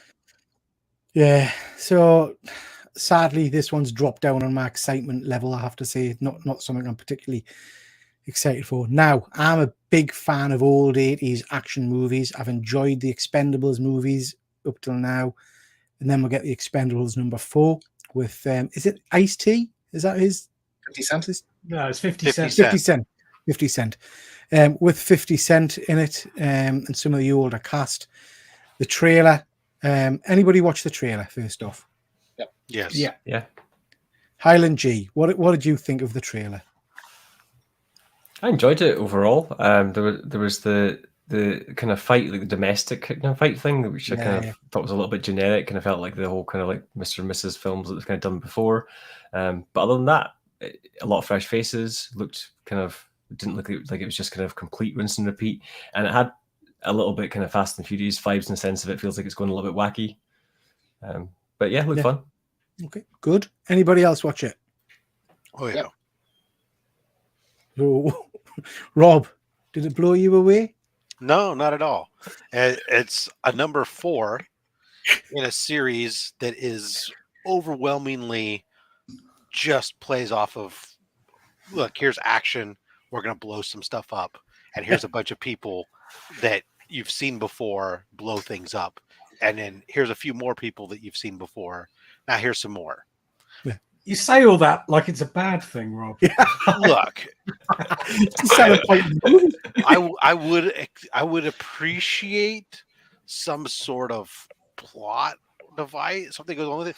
But the concept of, like, here's a bunch of guys that are really realistically, they're 60 to 80 years old, and they're going to go run around and go save the world because the governments don't have their own special forces apparently capable, or black ops or anything else. Like the United States doesn't have that at their disposal to be able to go do these things on their own. Oh, but it does come up at the end saying something like, we'll be done when we're dead or something. So they are we'll die when we're dying. Yeah, we'll die when we're dead. Yeah. I feel like we're just putting anyone in these now. Like it used to be like an ensemble of classic action hero actors, and now it's 50 Cent and Megan Fox. It's like, well, like Iko Uwe, I think makes sense, and I'm showing up for him because I think if he has anything to do with the fight choreography, it's going to be some really good fight scenes. And I think I'm really looking forward to it. But my question about the trailer in general was sort of why the Megan Fox Jason Statham of it all being the center of the trailer. Like as I said, that felt a bit off for because me. Why? It looked like a Mr. and Mrs. Smith thing initially. Yeah. Like the way the trailer is edited together was strange. Is I that found the supposed to be start of the Finn? trailer very bizarre. I have to be Look, honest. it's very, very clear. You have your. This is a movie made for guys. We have to show you first of all. We're going to blow a bunch of stuff up. There's a bunch of guys that you like testosterone, grunt, yeah. And by the way, there's some boobs. Well, yeah, I mean that all makes sense to me now that you've explained it. Like, Yeah. it's I mean, you've sold it to me, Rob. I have to be Yeah. honest. Yeah. So I mean, it's Expendables. I will be going to see it. I hope just it's better for- than the third one, but Yeah, I the third won't one was hold my better. breath. But I will watch it. So I mean, give me all you need to do now is give me a soundtrack that's got a lot of heavy guitar throughout it, and I'm sold, right? Yeah. We've talked about Spider-Verse enough, I think, tonight, just to say for people that are watching to go and watch it. It is a good film, a great film actually. So yeah, do go and check that out. Okay, guys, we're going to talk a little bit about sequels tonight, and as usual, you've all sent in various suggestions for good sequels and bad sequels, and we've also asked Instagram and the followers to do the same. So they've sent in some imagery as well. So I'm not going to say who sent in what, you can just put yourselves forward. And I'm not going to say whether you said it was the best sequel or the worst sequel. We'll just go through them and talk briefly one by one. So starting off with arguably, I think, one of the best sequels of all time, Star Trek Wrath of Khan. Who's not seen Wrath of Khan? Everybody seen it? Superb. And this is, I think, for me, one of those movies that, when people talk about Star Trek being boring and not as good as Star Wars, this is the movie I would point them towards. Rob, I think you did one, didn't you? So tell a little bit about why you love. Well, first of all, the first movie, not all that great. Yeah, it's terrible. So when you talk about sequels being better, right off the bat, you have a leg up when the first movie is kind of like, oh, really? Leisure suits on the Enterprise. Yes. No, you just take a step up. But no, it's just, I mean, so you venture, when you go to the movies, I want there to be more action in what there was in the TV show, right? You're going to take a TV show and you're stepping it up. And Wrath of Khan does that. It steps it up. There's big battle sequences and stuff that you just didn't really get on the TV show with real risks, people getting hurt, people dying. In this movie and stuff going on, and just some of the great sequences throughout it. So, and I think, one of the things I always remember about Wrath of Khan is what I saw it when I was quite young, but how absolutely terrified I was of those bloody earwig things that they put inside the space helmets. That freaked me out no end. It's pretty horrific. You're sleeping with earmuffs on after. Yeah. But yeah, stunning movie and one of my favorites. Again, not one I've watched for a while actually. I need to go and check it back. I think both of these are yours, Robs. There's no question, is there, that Empire is one of the best movies of all time in terms of sequels. Now granted, it has so the first movie is great. This is the second of a part of a 3-part act, from a true trilogy standpoint. And from that aspect, it just kicks up you've already been introduced to the characters. So we don't have to waste any time establishing who people are. It's bam into here's action. They've got more budget and the effects are just crazy.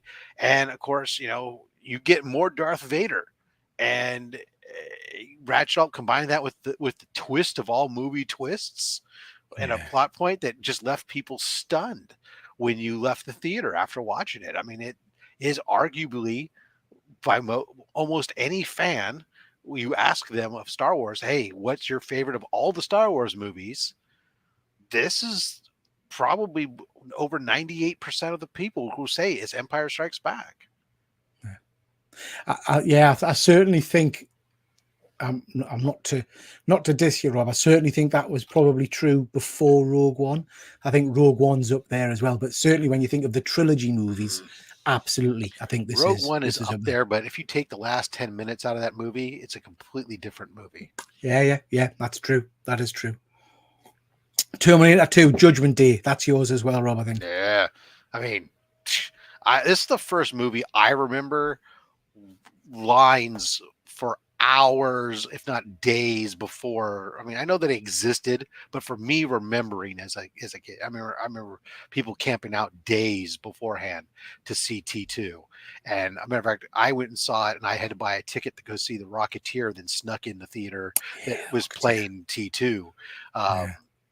But it is the epitome of, Arnold Schwarzenegger action films, everything else. I mean, he's done so many. I mean, don't get me wrong. I'm not dissing Conan. I'm not dissing Predator or anything else, but T2 is the pinnacle of everything that he's ever done, in my opinion. Yeah, I don't disagree.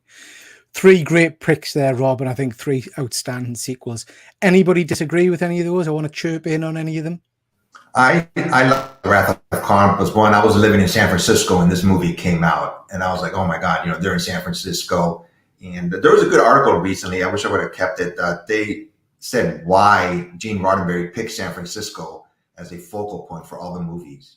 There was a reason why he did that, obviously, it had to do with all the different people from different parts of the world that always, seem to be in San Francisco. So yeah, it was a good article to read. Very cool. Anybody else?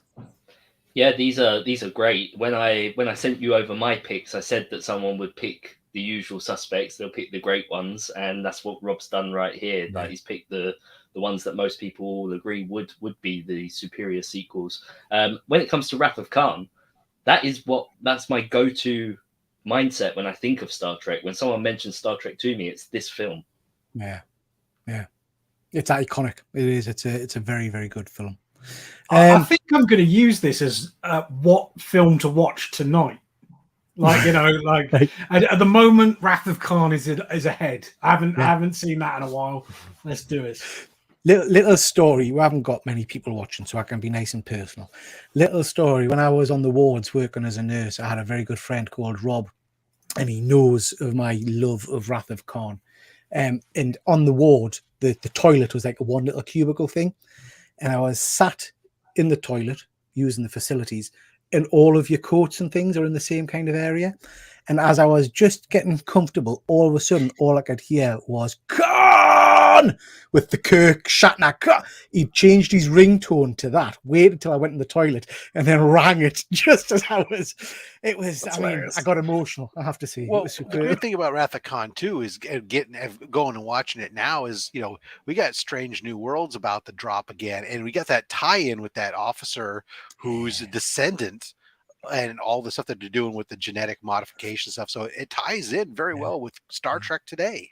Yeah, absolutely. And again, lots of people will disagree. I quite liked the remake Star Trek 2 Into Darkness, where the I did too. Yeah, and I don't know why. Yeah, everybody shits on it. It's terrible. I thought it was decent. And again, going back to the age when you watch films, I'll give you. It's all right. It's no Wrath of Khan. It's no Wrath of Khan, but it's still good. But again, going back to when you watch movies back in your youth, as it were, that end scene with Spock and Kirk, heartbreaking. Spoiler alert. Yeah. Yeah, but it's superb. Dr. Von Hoot. Howie. Grease 2, worst sequel of all time, surely to God. Grease 2 is one of the best films ever made, and I will fight anybody over it. I don't think I've even seen it, Grease 2 is amazing, but you do have to appreciate the singing and dancing and all that bollocks. So if you're not into musicals, it's not going to appeal to you in the slightest. But it's more progressive than the first film, because the first film's about changing a woman to suit a man, blah blah blah. And Grease 2's the role reversal, so it's accidentally a more progressive movie. And also has motorbikes, which are way cooler than cars. So, it has everything. And bowling. There's a bowling scene. You can't. Any film worth its salt has a bowling scene. Well, I'm sold now. Yeah. I wasn't going to bother watching it until he said bowling scene. I didn't even know there was a Grease 2. I think it's because he's dressed as an owl that we take his words as wisdom. Yeah. I mean, I enjoy Electric Grease for what it Boogaloo. is as a musical, but I didn't even know there was a Grease 2. Like, What do you never lived mean high dressed in like Greece. a Mal? Yeah. Top Gun Maverick. Who put this on? Was this you as well, DVH? That was me as well, yeah. I just think, well, when I was doing my picks of best, as it were, I sort of thought I should try and get something really recent as well as some golden oldies. And I think Maverick is phenomenal sequel. It's really, really well balanced and actually probably better than the first film. Like, and it nails all the things you want, including nostalgia, but it's actually has a story that's action packed and really tight. It's a really tight movie that I think it's outstanding. Yeah. Probably the only example of like a legacy sequel that actually managed to up the original one. Like, you know, it was maybe. better than the classic movie it's following up. It's very I impressive. remember. So, as many of you know, I was an air cadet before I got into the reserves, and when you went flying down at one of the RAF bases, this was the only video they had, Top Gun. So every time you went flying, whilst you were waiting for your slot, you watched Top Gun, and because of that, because I must have watched it about 100 times, I kind of became a little bit jaded with it. And oh god, it's frigging Top Gun again. And then I remember sitting in the cinema to see this with my parents and the family, and literally the second it started and that music kicked in, I got emotional. It was just, it's just a phenomenal movie. I can't remember having a movie experience like that since probably Endgame in terms of like just the feels of it. It is very masculine. It is very kind of airplanes and all that kind of stuff. But I think it's a stunning film. But it does have a lot to do with that music. Like, it's really, really, like, it touches you here when you hear those classic music notes, and placing them in the right place is really important in the film.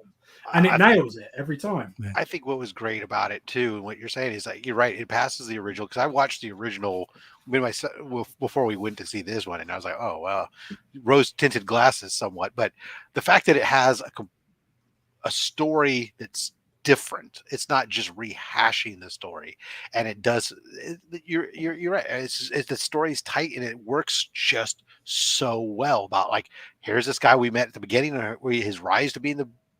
And here's his swan song essentially at the end of his career, and it's just fabulous. And I'm sad to hear that they're talking about doing a third, because I think that could only tarnish it if they bring him back at all. Yeah, I agree. It feels like a nice bookend, doesn't it, to it?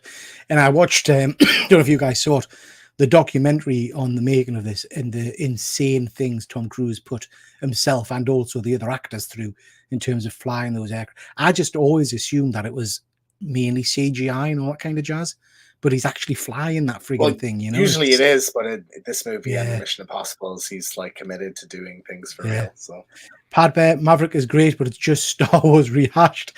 I never thought of it like that. Yeah, I mean, they do have the trench run and all that kind of jazz. Yeah, what I thought was most interesting, I heard about the Top Gun films when they were filming it, because of the kind of retakes. When you're filming the plane in flight, it's all based on like the lighting and time of day and all that kind of stuff. So they only had certain windows of time to do reshoots, and then they had to wait till the next day, or they couldn't get the shot to match up. Yeah, incredible. Friday the 13th Part 2. Please tell us that's not best sequel, is it? Or? Yeah, that's one of the best sequels. It is one of the best slasher movies ever made. It is incredibly tight.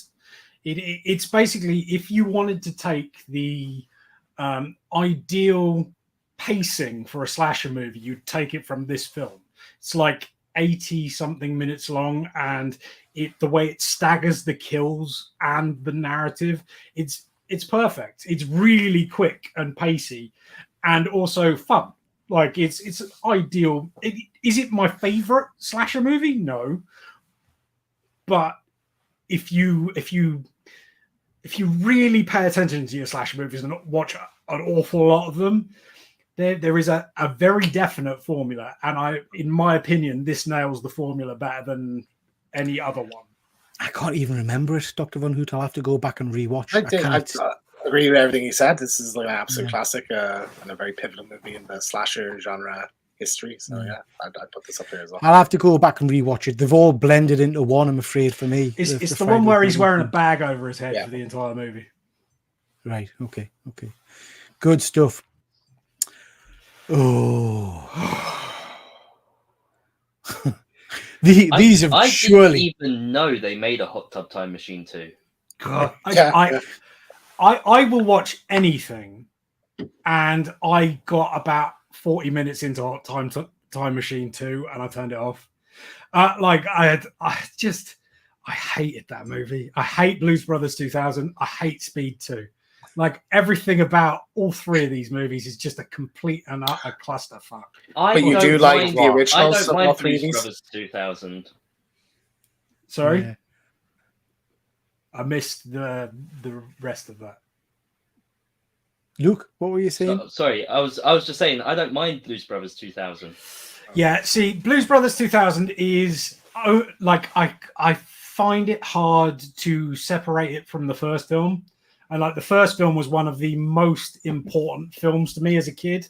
It's like the first grown-up movie I ever watched, and we all sort of loved it as a family. And then we went to see Blues Brothers 2000, and if you try and look at it as a sequel to Blues Brothers, it's god awful. I mean, it completely besmirches the entire memory of the original. I think it's film. I think it's the music again, like what you were saying with the Maverick film. I think the music has a large part to play with it, and if you like that sort of music, then yeah, I will agree. It might overshadow. Do you know what I mean? Like, those songs are very good. Like, that's where it's still good. Yeah, if you see what I mean. That's what I was going to say, because you said there's nothing good about this movie, and I was saying, look, I was saying that some of it's good, but I mean, that all-star number that they got together on stage, that's just worth the price of admission alone.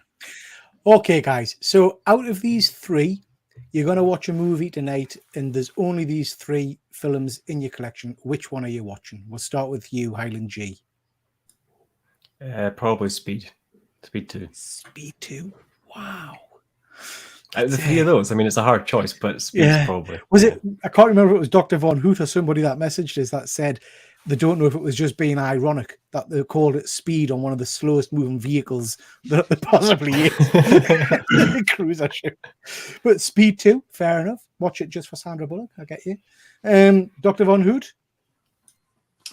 I would probably watch Blues Brothers 2000 because I haven't seen it since I went to the cinema and saw it. So, like, Speed 2, I have seen more recently. I have it on Blu-ray, and it is not good. So Blues Brothers 2000 is my pick. Efren? I've never seen any of these movies. So the reason I've seen Brothers 2000 was I've seen the original movie, and I've never seen Hot Tub Thunder. I've seen Speed 1, which is really good. But I would pick Blues Brothers 2000. Okay. And Luke? Yeah, so I've seen two of these movies, and there's one that I haven't seen. So, always wanting to expand, I want to watch the one that I haven't seen. So, I would pick Hot Tub Time Machine 2. Yeah, I'm the same. I've not seen Hot Tub Time Machine either. So, yeah, I'd be going for Hot Tub Time Machine because I've never seen it. James T., how about yourself? I don't remember anything in the movie, but I remember quite enjoying Hot Tub Time Machine 2. I thought it was like as good as the first one, if I remember right at the time. So yeah, I'd watch that if it was on TV and just keep it on. Using the Fat Stacks formula, Hot Tub Time Machine does have breasts on the cover. It doesn't have the action that's needed for a good movie, but it does have breasts, doesn't it? So that's a plus, I suppose. Rob, which one are you picking? I'm picking Blues Brothers 2000 for car crashes and music. Good stuff.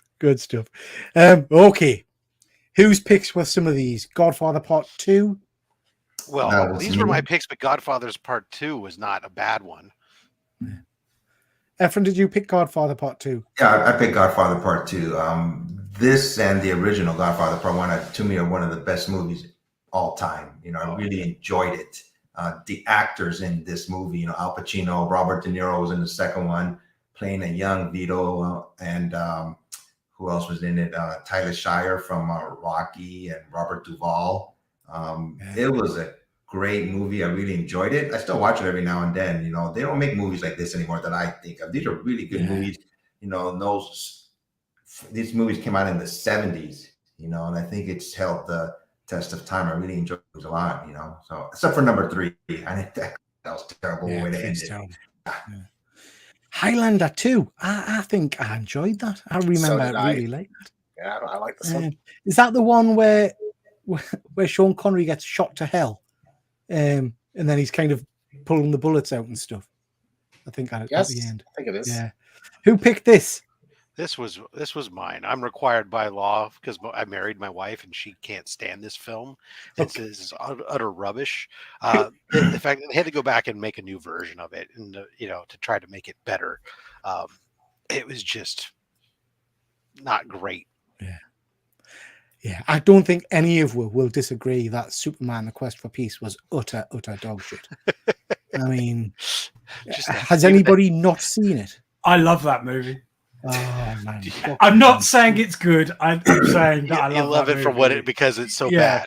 Yeah, it's like when I say I love the Rocky Horror Picture Show. It's not because it's a great piece of Rocky Horror is great. I love the Rocky Horror. Like, I mean, I would say that, wouldn't I? But like, I think Quest for Peace is harshly judged. It's not. No, it's not. It's not great, but like, it's not as bad as people make out it is. It is. It's terrible. It's terrible. James, have you seen Quest for Peace? I have, yes. Do you like it? I don't like any of the Christopher Reeve Superman movies. Get out. Just get out. What do you, how can you not like Superman 1 You or out 2? of your fucking mind.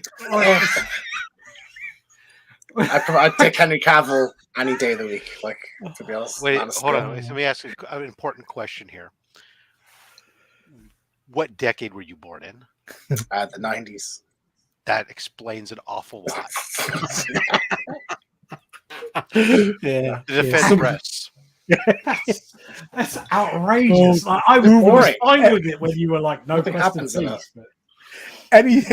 Anybody got anything you want to add about these 3 before we move on? No, grand. Rob, you're mad.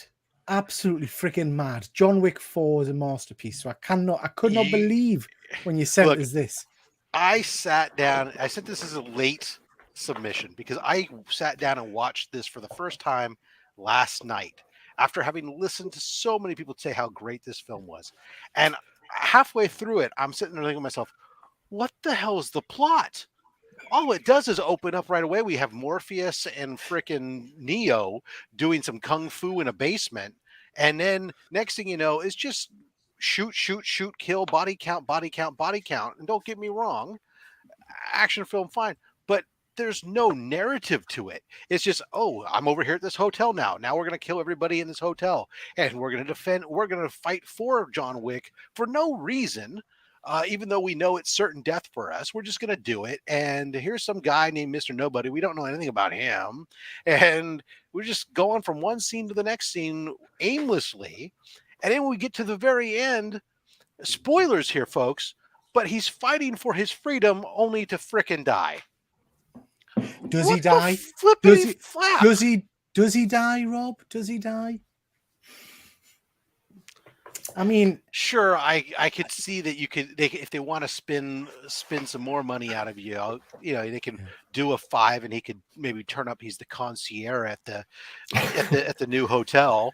That would actually make me kind of I actually might like it. But other than that, I mean, essentially, it was the whole thing was for naught. See, I really enjoyed the first 2 films, and when it came to the third one and they started doing, like, I think it was like Halle Berry was kind of like the kind of guest star type thing, I really didn't enjoy that. I actually noticed as I was watching through it as well, she never reloads her gun, which just really annoyed me as I was watching through it because he's reloading and she's not. And there's lots of things that just kind of put me off. So I've not actually sat and watched 4 yet because 3 put me off so much. But 1 and 2, I still think are amazing. I feel personally attacked right now.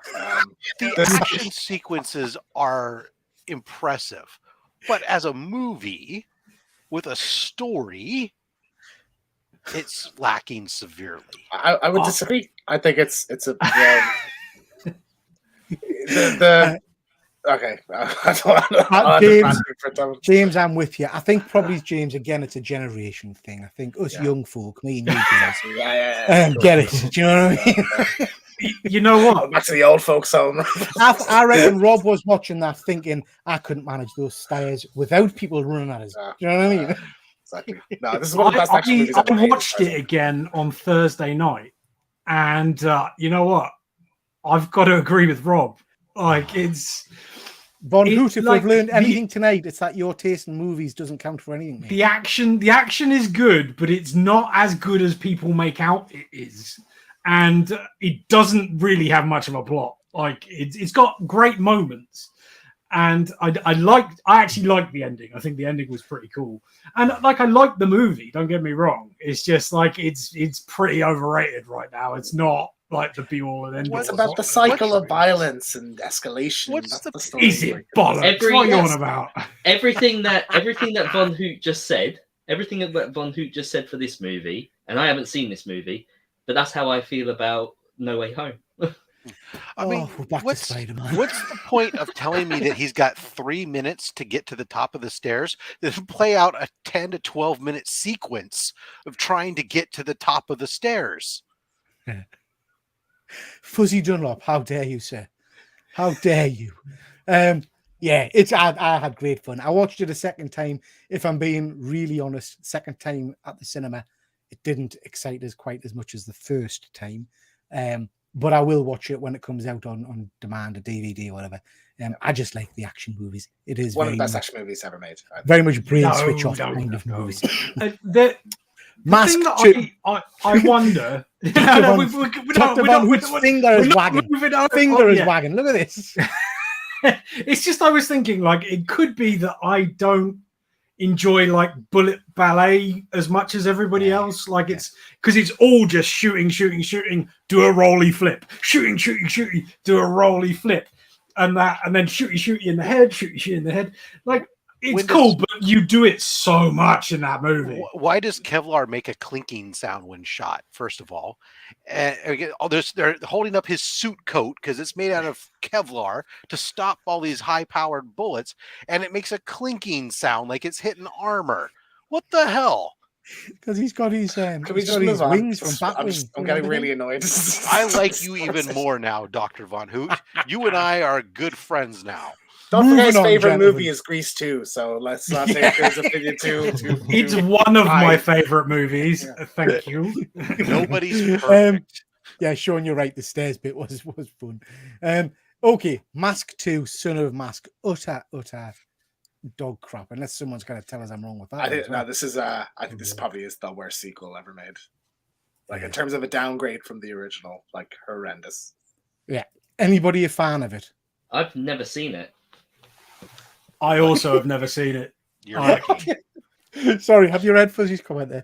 John Wick was like me losing my virginity. First time, great. Second time, I tried it. I fell asleep.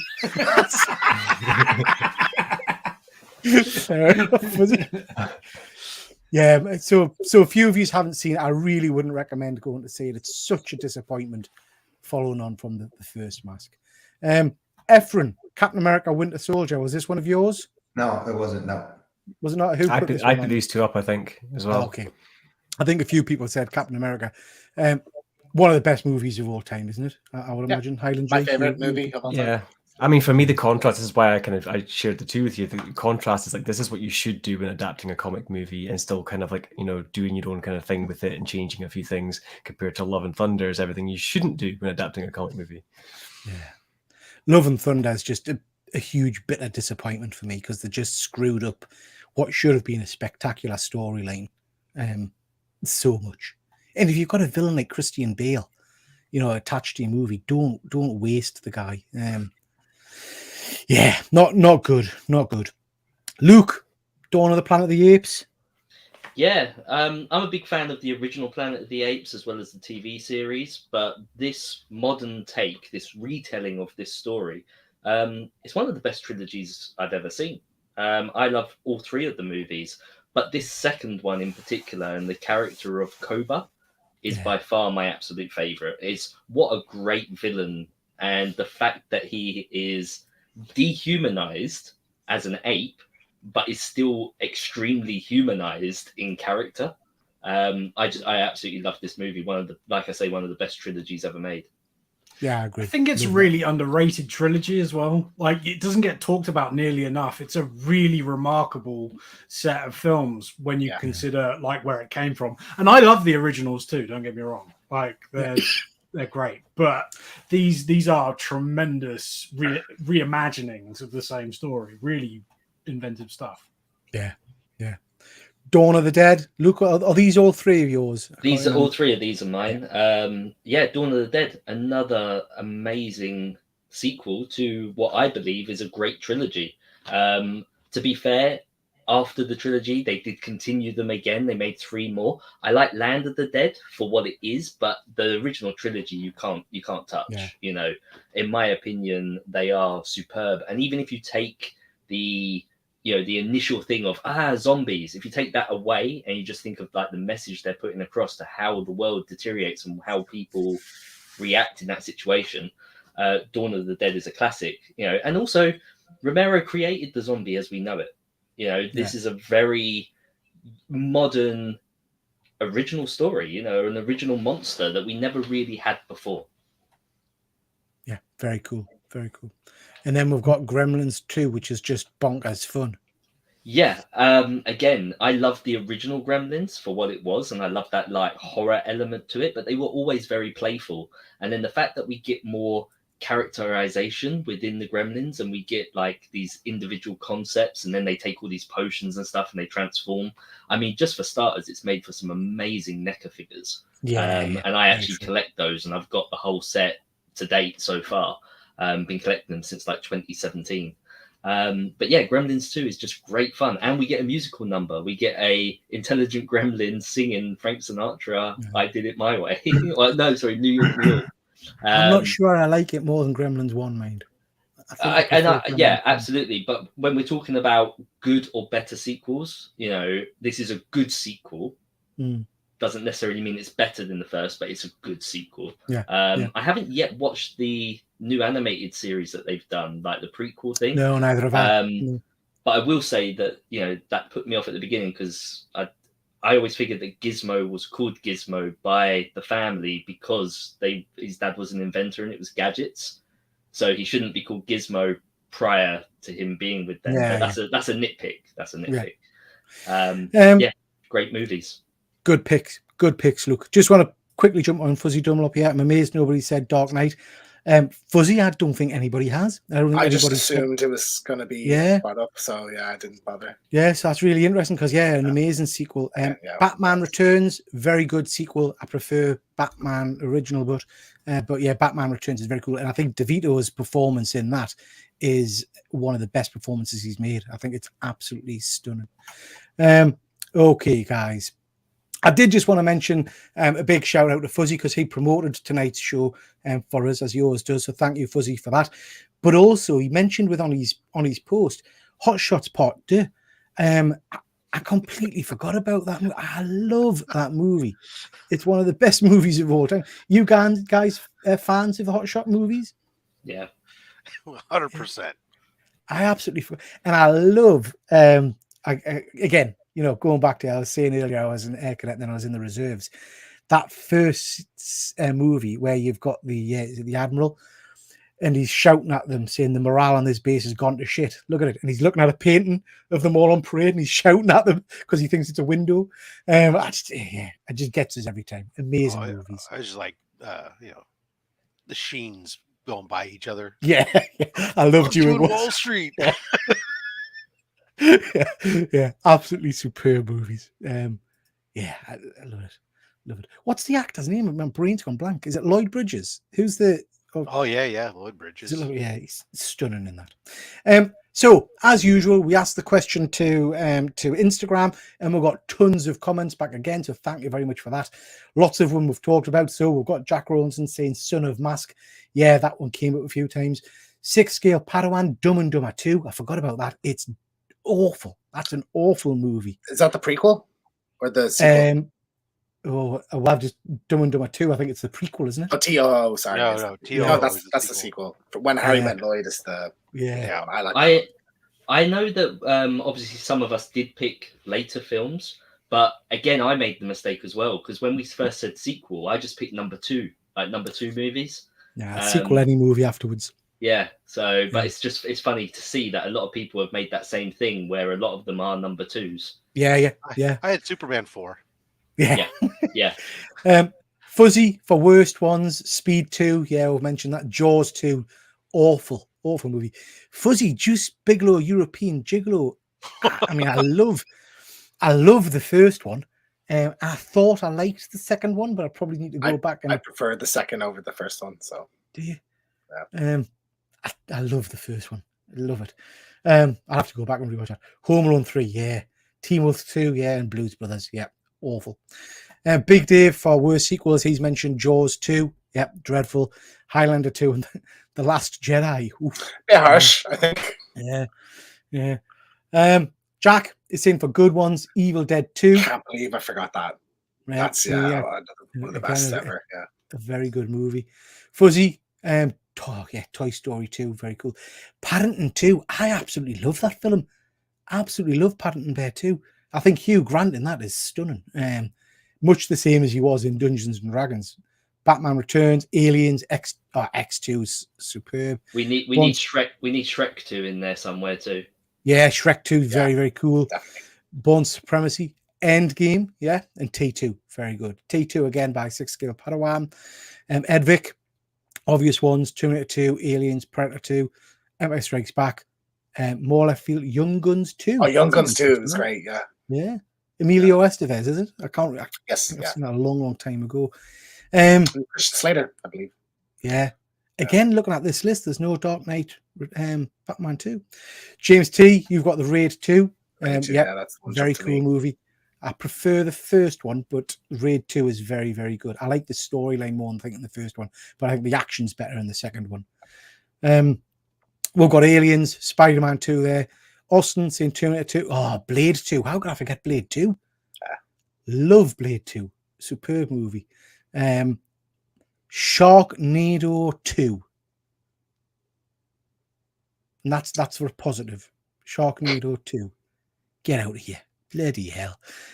Godfather 2 and Winter Soldier, as mentioned. Yeah. Some tremendous picks there, ladies and gents. Excellent as ever. D2, The Mighty Ducks. I think have they remade that recently, or is there a new series or something? There's a series. Yeah. Wasn't that one of the things that got removed from Disney Plus? Probably. Yeah. I love D2, The Mighty Ducks. That's a classic. I like D2. Yeah. Homer Down too. That's a good one as well. Yeah. We've mentioned Wrath of Khan earlier. Superb movie. One of the top picks. I have to say, very, very cool. Okay, guys, so we've covered an awful lot of sequels there. Are there any you think we've missed that you want to mention before we move on? Smokey and the Bandit 3. Yes, Awful. Yeah. Yeah, that is pretty brutal. Yeah. It is a bad one. American Psycho 2. Any of you seen that? I've not seen it. I've always wondered whether it was worth a go, though. No. Well, it's a trashy slasher movie. You might like it then, and like Mila Kunis. Yeah, I might like it. Like maybe. Somebody mentioned in the chat Sex and the City 2. I wish I'd remembered how much I hate that movie. Because my mom is obsessed. Awful. And it's on all the time in our house with those movies. I've not watched either of them. I've not watched the series, so I liked the series, so much as like the wife had it on, and I was around for it. It was fine. The first movie is, it's a movie of the series. Yeah. The second one, I wanted to rip my eyes out in the cinema. It's just awful. Where do we stand on Ghostbusters 2? I like it. Yeah. Yeah. Is it as good? No, but I like it. One that I would like to mention is not because it's a bad sequel. In fact, they've done a few sequels since. They're not bad. They just shouldn't be related to the first in any which way. It should have just been in its own original film. And that's the Jumanji films. Yeah. I really do. I like those sequels with Dwayne "The Rock" Johnson and Karen Gillan and all the rest of it. But I don't think that they needed to have the Jumanji name on them. I don't think they needed to be connected. But I does it think matter? though that was the Like- boost that needed at the beginning. That's get why people through that's the like a door. $1 billion franchise now. You know. Yeah. Mastodon's saying here, Caddyshack 2. I haven't seen Caddyshack 2, but Caddyshack 1 is one of my favorite movies of all time. It I is absolutely let love down. that movie. Don't forget Breaking to Electric Boogaloo. Yeah. I've Okay, never guys. seen that, but I always thought I'd love it. Yeah, you would. You would. I'm sure. I'm confident you would, Dr. Von Hoot. Okay, guys, we're going to call it a night there. Thank you very much. Just to mention to everybody that we've got this show on Monday night. This is our art show, so please do check that out. Shout out as usual to the UK YouTube community. You know where they all are by now. Please do check out their shows. And we'll go to you first, Rob. What's coming up on your channel, my friend? I'll have content Mondays and Thursdays with my Monday mail call and a Thursday unboxing. No Only Slap next Saturday because I'm going to be at Heroes Con. So there'll be afterwards. There'll be probably some con footage that hits the channel at some point. But in 2 weeks, we return with Only Slabs on Saturday with Dragon Ink Comics, who's a huge collector of Golden Age, Captain Marvel, and Fawcett comics and stuff. So I'm expecting good stuff. Brilliant. Looking forward to that. James T, anything coming up on your channel? Yeah, I'm working on my the EA. I look back at EA Star Wars games video, so that'll be next week. Hopefully, just started editing. So Super. Looking forward to that. Excuse me, Efren. I'm still doing shorts. I just opened up a card set that I got from D23 last year that I forgot I even had it. So I'm still doing. I think I start looking into my top picks for books that I'm looking forward to be reading next week. And next month is San Diego Comic-Con. So starting at the end of June or July, I'm gonna start doing a lot of shorts on Comic-Con and hopefully go live with Hood Rat Comics. We're gonna go live and talk about Comic-Con, what to expect and what we've been doing. Superb. And I think I mentioned I got chosen to do another panel again for Comic-Con. Yeah. It was exciting, so I'm gonna do that. Hopefully my daughter will be on Instagram Live, so you all can watch it there. Oh, fantastic. Yep. Brilliant. Looking forward to that, Efren. Luke, what you got coming up? Yeah, so I've kind of jumped back into YouTube a little bit more. I've never really left, but I certainly my content became less and less. I was doing like one video per month. Now I'm going back to weekly content, and this morning I actually wrote up a new game plan, a new schedule, as it were. So I'll probably be implementing that soon, and there'll be a lot more videos coming out. Good stuff. Good to hear. Dr. Von Hoot.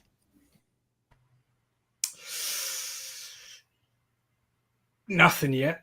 I sort of screwed up today big time, and I haven't shot anything.